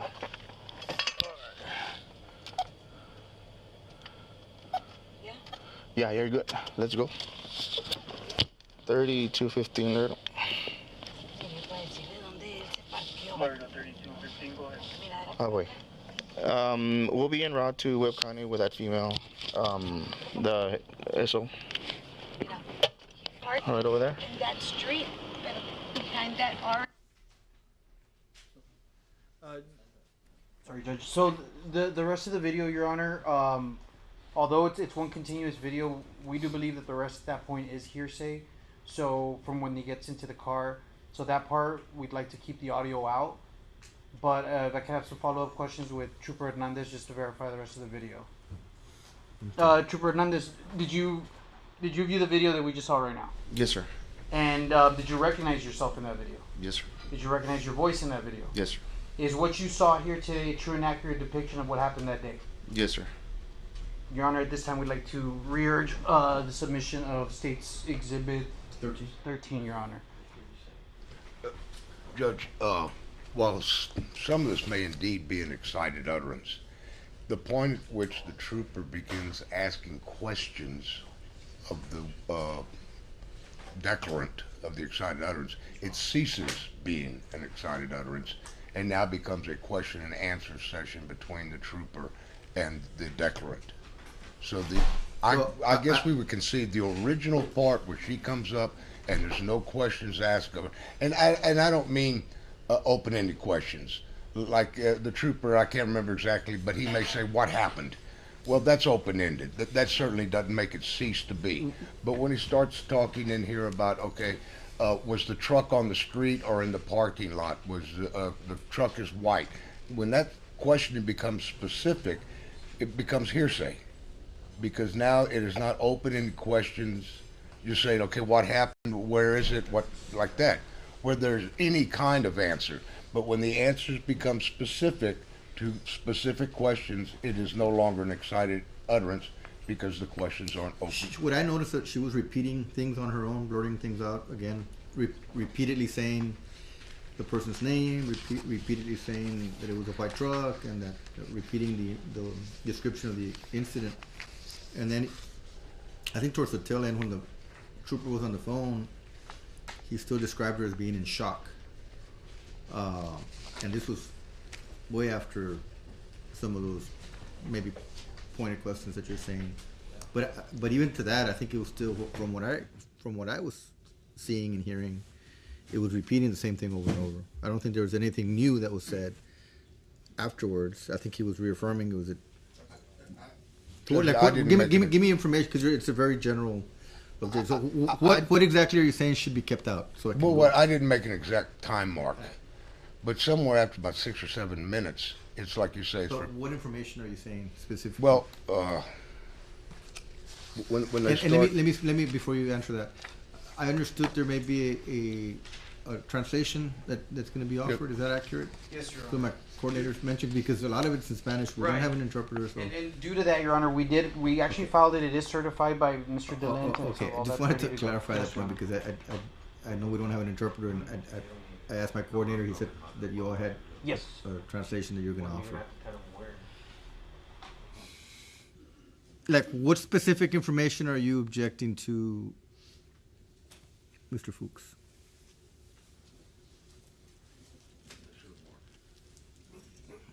Your Honor, if I may, this is analogous to a 911 call. and it's an ongoing emergency. She had just escaped a possible kidnapping, an aggravated assault. He's asking basic questions that further the investigation. None of it's being offered for the truth of the matter asserted. If anything, it's an excited utterance, and it's an ongoing Well, and investigation. let me, I guess, just before I make my ruling, again, part of what I observed in the video, Mr. Fuchs, Mr. Perez, is the officer asking questions about the description of the vehicle because it looks like he's on the lookout, and let the record reflect that I'm turning around left and right. He's looking to the right side of his vehicle, to the left side of his vehicle. He's asking, there's trucks passing by, and he's asking her, is that the vehicle? Is that the vehicle? I mean, observing the surroundings, and so I think it's all still part of the same. It's not part of our excited utterance, Judge. And so once he starts questioning like that, the excited utterance has ended.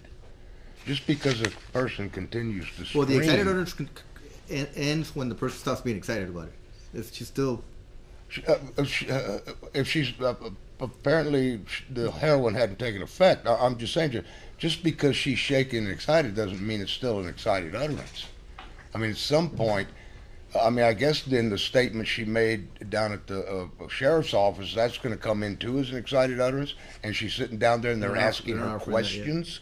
Once the police start asking those questions. But tell me what point again? I know you're looking at Well, the record. What are the questions so I can go back to that point? We just got this, Judge. We didn't have it. That's what the translation is. This translation, right? We didn't have it. No, it's been on file, Your Honor, and with all due respect to Mr. Fuchs, under Beauchamp v. State, there is no per se rule for determining whether too much time has passed between the making of the statement and the occurrence of the events or conditions which precipitated the comment. A functional test should be applied, namely whether the proximity and time is sufficient to reduce the hearsay dangers, faulty memory, and sincerity. She's in shock the entire time, Your Honor. Every statement she made is admissible as an exception to hearsay. Yes, sir. Not if it's subject to questioning. I mean, I understand an excited utterance can be made 2 days later if the person is still under the throes, emotional throes of the event. But once it turns into police questioning and answering, it's no longer an excited utterance. It's I'll let you keep. It's a response to questioning. I understand. It's not, so the original part of this, I'd agree. But I think when he starts even just asking her, okay, what's your name? What's your date of birth? He has now interrupted this excited utterance to the degree that it is now question and answer session, even though she's still excited. But she's answering those specific questions. There are no longer open-ended questions. And so in that regard, I guess, I think there's some timestamps on here somewhere. It would be like in page, I don't know what page is in this translation.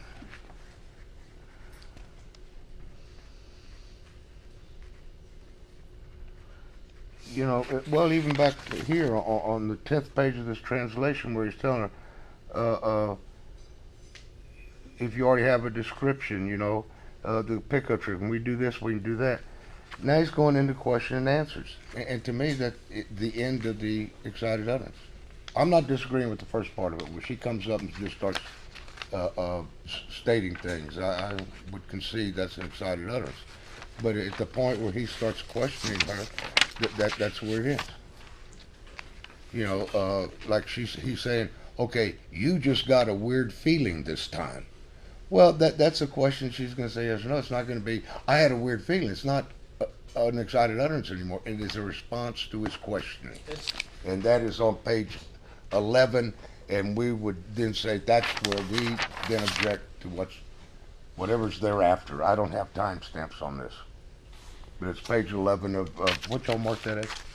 State's Exhibit 14. 14. State's Exhibit 14. Does the court have a copy of that? No, we haven't introduced it yet. Well, it'd be okay It's with on us file. if he sees it. It's on file. No, it'd be okay. Well, the judge doesn't have it in front of him. I just wish he would. Your Honor, again, this is also an exception under the present sense impression as well. This is analogous to a 911 call, same format. The excitement and shock continues all the way to the very end, to when the trooper's on the phone and says she's on shock. You could see it with just on the video. Her hands are shaking. She's even crying towards the end. You can't see her, but you hear her crying. That this has never happened to her before. Again, under present sense suppression, excited utterance, arguably even the entire ride to the station could come in. We're cutting it off when he gets into the vehicle with her at that point. Well, Judge, I doubt it's present sense impression. Present sense impression is, hey, there's the white Dodge going right in front of me. It's present. Everything she's describing is past. It's not present sense impression at all.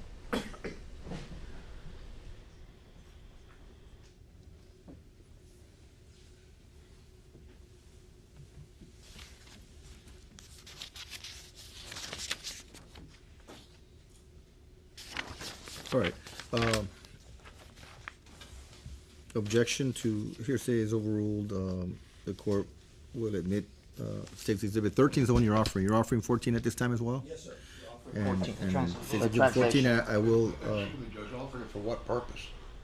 We don't want the jury to have that. If he's going to play the video, they don't get that. Your Honor. Well, this is a translation. I understand.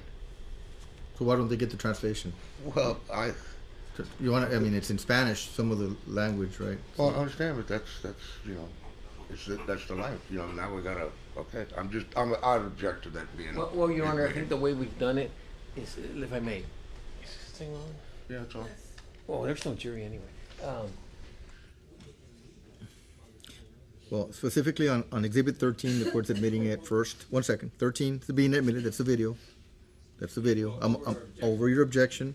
Court finds that it was an excited utterance statement throughout, up until the point that it was paused. Now on Exhibit 14. Go ahead. 14, when they're saying they're offering it as an exhibit, to us, number one, it's hearsay, and it violates the best evidence rule. The best evidence is the DVD itself. Now, to assist the jurors, what you might do is they may make copies as the DVD is playing. They can use it to go along and read, and then that's it. We get it back. Do you have copies? We have a copy. We have copies for the jurors. That's what he's asking. Not Well, to, no, yeah, we have He's saying copies. not to offer it as an exhibit, but to allow the jury to read it Not a problem. while they watch As long the as they can have it and read it, it's certified, it's translated. Yeah, and then you can just instruct them. Something they say, Your Honor, you can instruct them. Hey, we're offering you this to review, but then we're going to get it back. You know. And we would not object to it remaining an exhibit, so it's there, but they are informed you don't take it back with you. So this will be an exhibit just for It's a to keep court it in the file. exhibit. Court exhibit. No Court objections, Your Honor.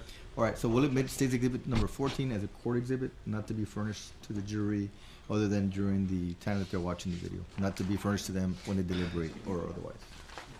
Your Honor, we also have exhibits 15, 16, and 17, which is the video footage from the circle cage. Just a few snippets that for the seconds that the trooper is there, where he can testify that that's the location he was at the time he was at, and it displays him being there and the approach from the store video looking at the scene.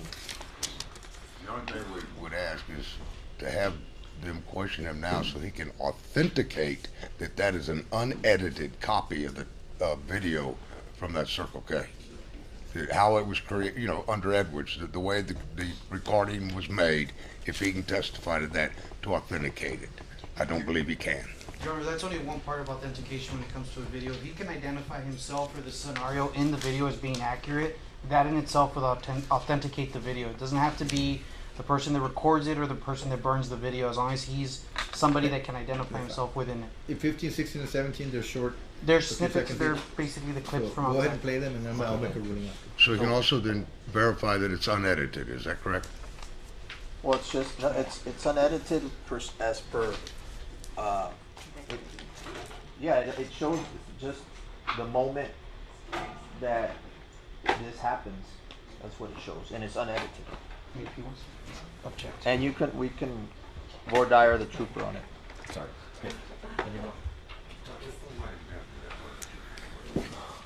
All right. Go ahead and show the witness your additional exhibits.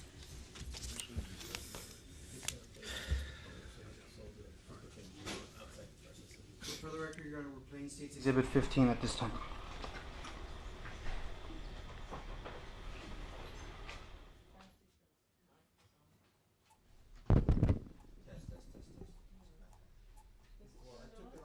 He's not here, but I'm sorry. I figured. But I still need to hear. Okay, I'm sorry. I apologize. Is it on? Yes, ma'am. It's green. I'm not talking about the light, I'm talking about the little button. Is it Yes, on it's red on. or- It's on. Okay, alright, I'll check it afterwards. There's Okay. something going on. Thank you.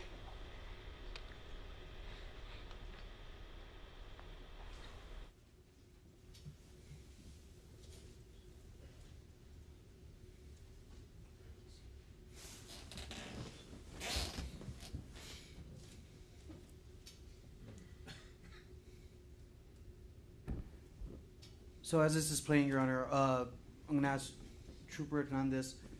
What you're seeing in the video there, is that a true and accurate depiction of what happened September 14th of 2018?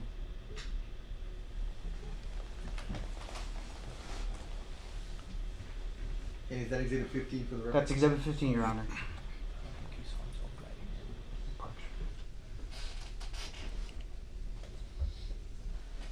I can't see very well on this one though, because this is kind of like dark. You just back here, right here. Oh.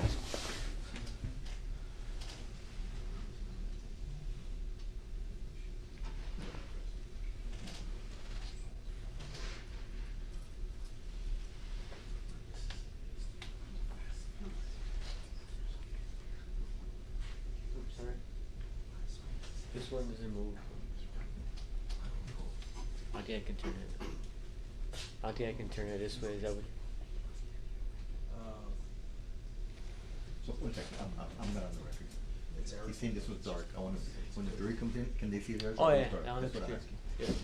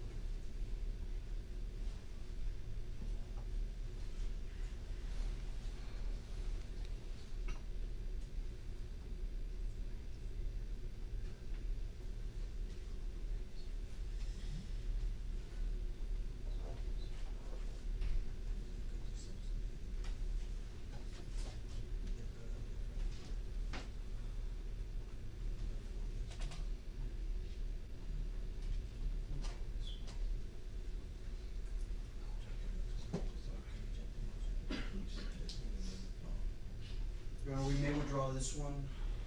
I'm gonna play State's Exhibit 16.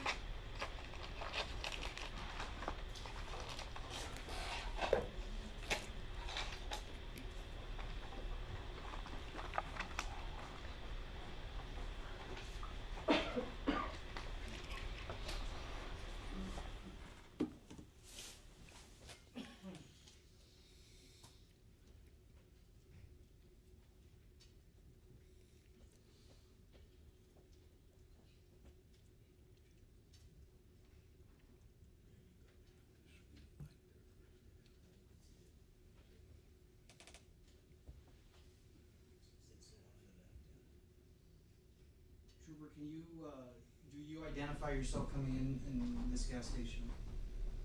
Yes, sir. That's me. Is that you parking in this video, the State's Exhibit 16? Yes, sir. That's a fair and accurate depiction of what happened on the night of September 14, 2018? Yes, sir. Okay, you want permission to play the other one? State's Exhibit 17? Is that the extent of this? It's a short clip. Actually, right now we'll see where Erica comes out. But as for the authentication, Your Honor, we'd like to admit it as State's Exhibit 16 at this point, unless there's any objections. Any objections to 16 at this point?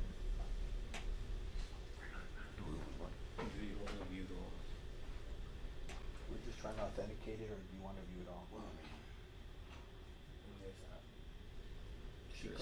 There's no audio on this. No, sir.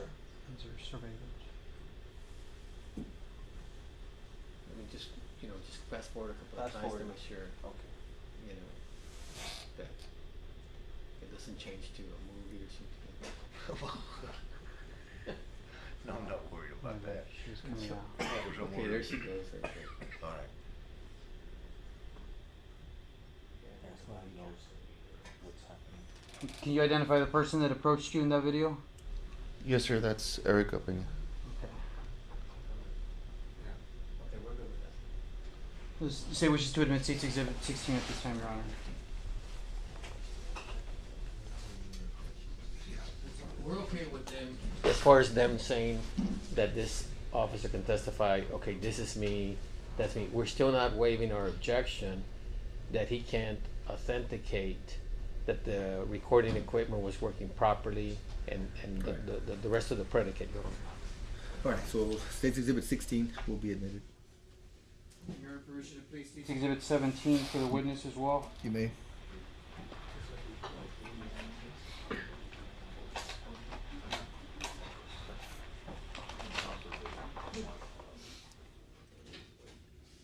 Yeah.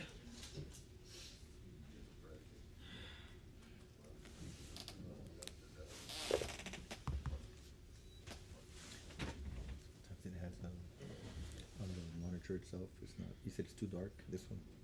The video, is it still too dark? This one shows a little bit dark compared to Sometimes it has It's a different screen. no, didn't change.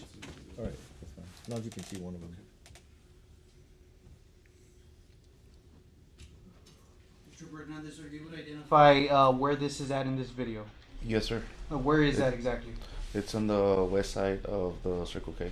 Is that the same Circle K that we've been talking about Yes. today, September 14, 2018? Yes, sir. It's the same Circle K that corresponds to the other video that we saw, State's Exhibit 16. Yes, sir.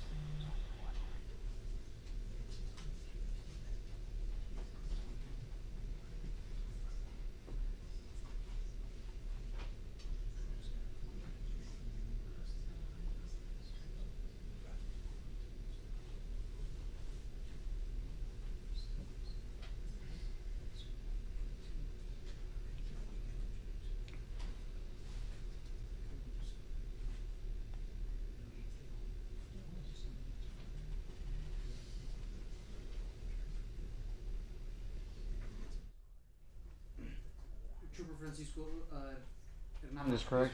Did you identify the person that just came on frame there? Yes, sir. And who was that? That was Erika Pena. Your Honor, at this time, the state wishes to introduce or into evidence State's Exhibit 17. It's been authenticated properly by the witness.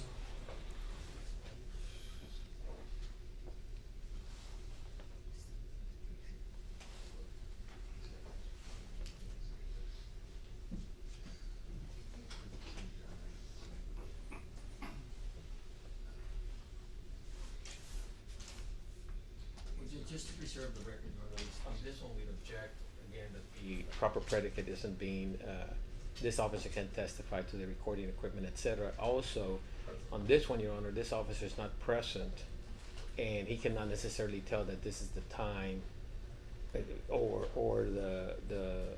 even the same parking lot. You know, I don't know if he's been into this back parking lot or not, or the time for that matter. So this one we think he can't properly authenticate, especially because he's not present on this video, Your Honor.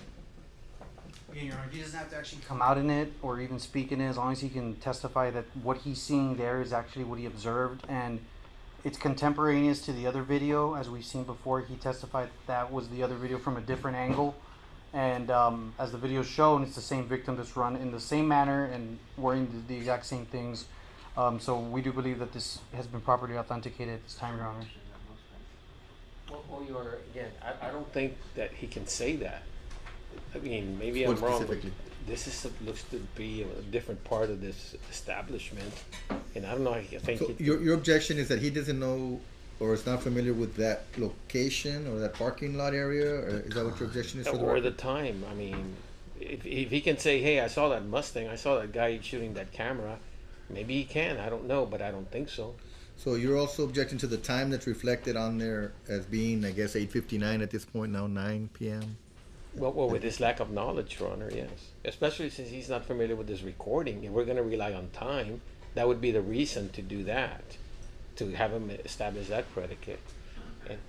And like I said, he's like the prosecutor said, oh, he knows that she ran through there. Well, what if she did somersaults coming this way? He wouldn't know. He didn't see her. Well, they're offering it to show that the troopers identifying her as being there, wherever that is, I guess. I did ask him earlier if he can identify where that is, and he identified it was the northwest or the west side of the And you're familiar with that based on what you're seeing there? Definitely, sir. Yeah. And what about the time issue? They're making an issue of the time. Correct. That's the correct time. That's the same time that, from your Yes, memory, that this occurred? Yes, sir. Your Honor, I'll also cite Stanmeyer versus State of Texas 475 Southwest 2nd 3rd, and that is the case law that addresses these Well, types of issues. objection overruled at this time. State's Exhibit 17 will be admitted into evidence. All right, we're ready for the jury now? Yes. Go ahead and bring the jury back in. Wait, 1 second, sir. You go ahead now. I'll give everyone a short recess, take a few minutes.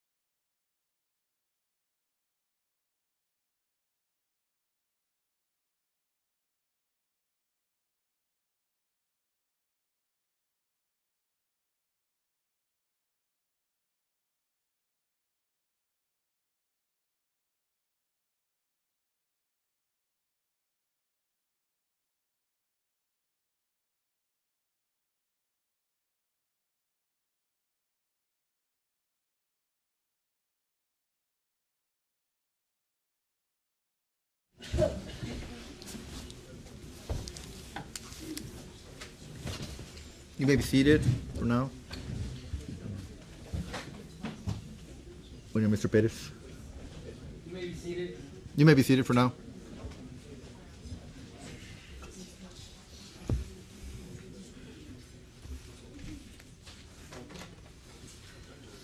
All right, are we ready for the jury now? Yes, we are. All right. Can the jury please?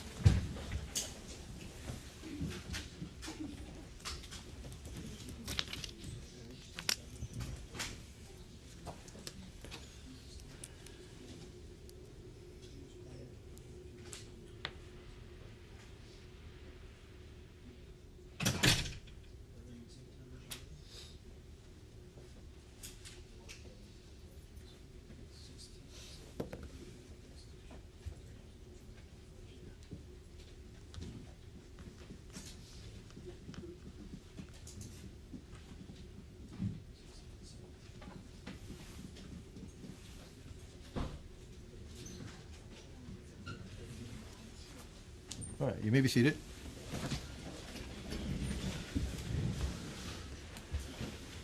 And you may proceed.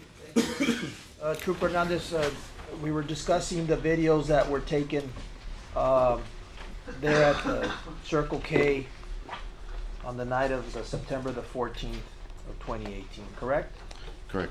Now, you've had the opportunity to view the surveillance videos from the Circle K, Yes, sir. and you've been able to identify the location and the persons in that video, correct? Correct. Okay. We also, you've been able to authenticate the State's Exhibit 13, Correct. and that is the video from your body cam, correct? Correct. Okay. Now, permission to publish the videos from the Circle K, Exhibit 16 first.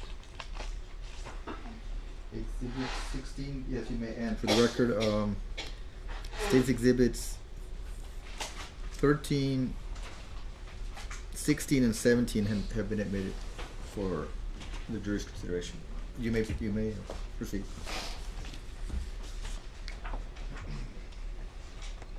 Okay, I want you to look on the screen, and the video will begin playing.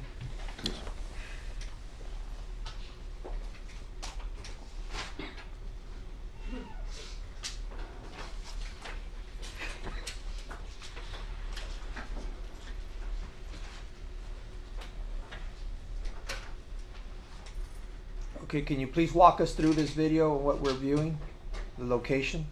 Yes, sir. So this is the gas station, the Circle K, located at the intersection of Loop 20 and McPherson. Okay. And I'm pulling up right here to, I believe it's pump number 5. Okay. You can please speak into the mic, please. I'm sorry.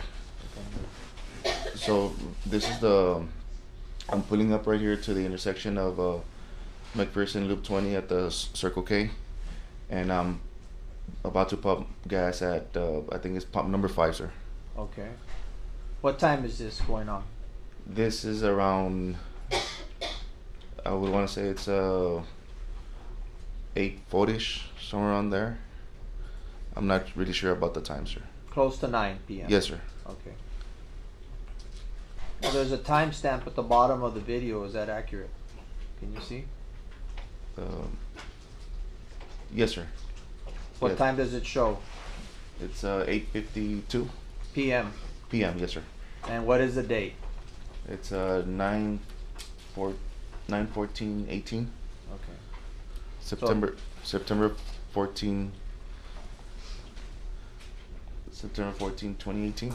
Okay. Is that Yes, sir. consistent? Yes, sir. It's accurate? Yes, sir. Okay. What's going on now? So as I'm standing around there at the pump number 5, I see this lady, who at that time I didn't know her name, run up to me and walk at a fast pace. And right there, I'm trying to assess the situation of the condition she's at right there. Based on your training and your experience, what is your assessment of this person's demeanor? Based on my training experience, I see that she's scared, she's in shock, and I could say I can sense that, or not sense, I'm sorry, I believe that something just happened, that she's fearing for her life. Something contemporaneous, something happened just right at Yes. that moment. Okay. Okay. Thank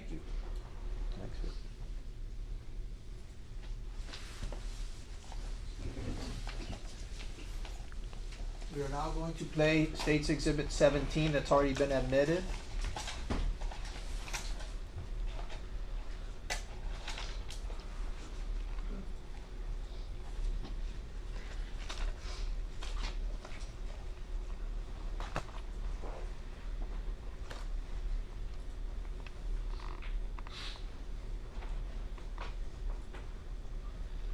I'd like for you to identify the time and date on this video. Yes, sir. Yes, sir. It's 9/14/2018, and the time is 49:30, 32. 8:49. I'm sorry, 8:49. Yes, sir. Okay. Is that accurate with you being there? Yes, sir. Okay. Now, what location is the jury looking at here? So this is the west side of the Circle K, where I'm gassing up. That's located at the intersection of Loop 20 and McPherson, sir. Are you familiar with this location, Trooper? Yes, sir.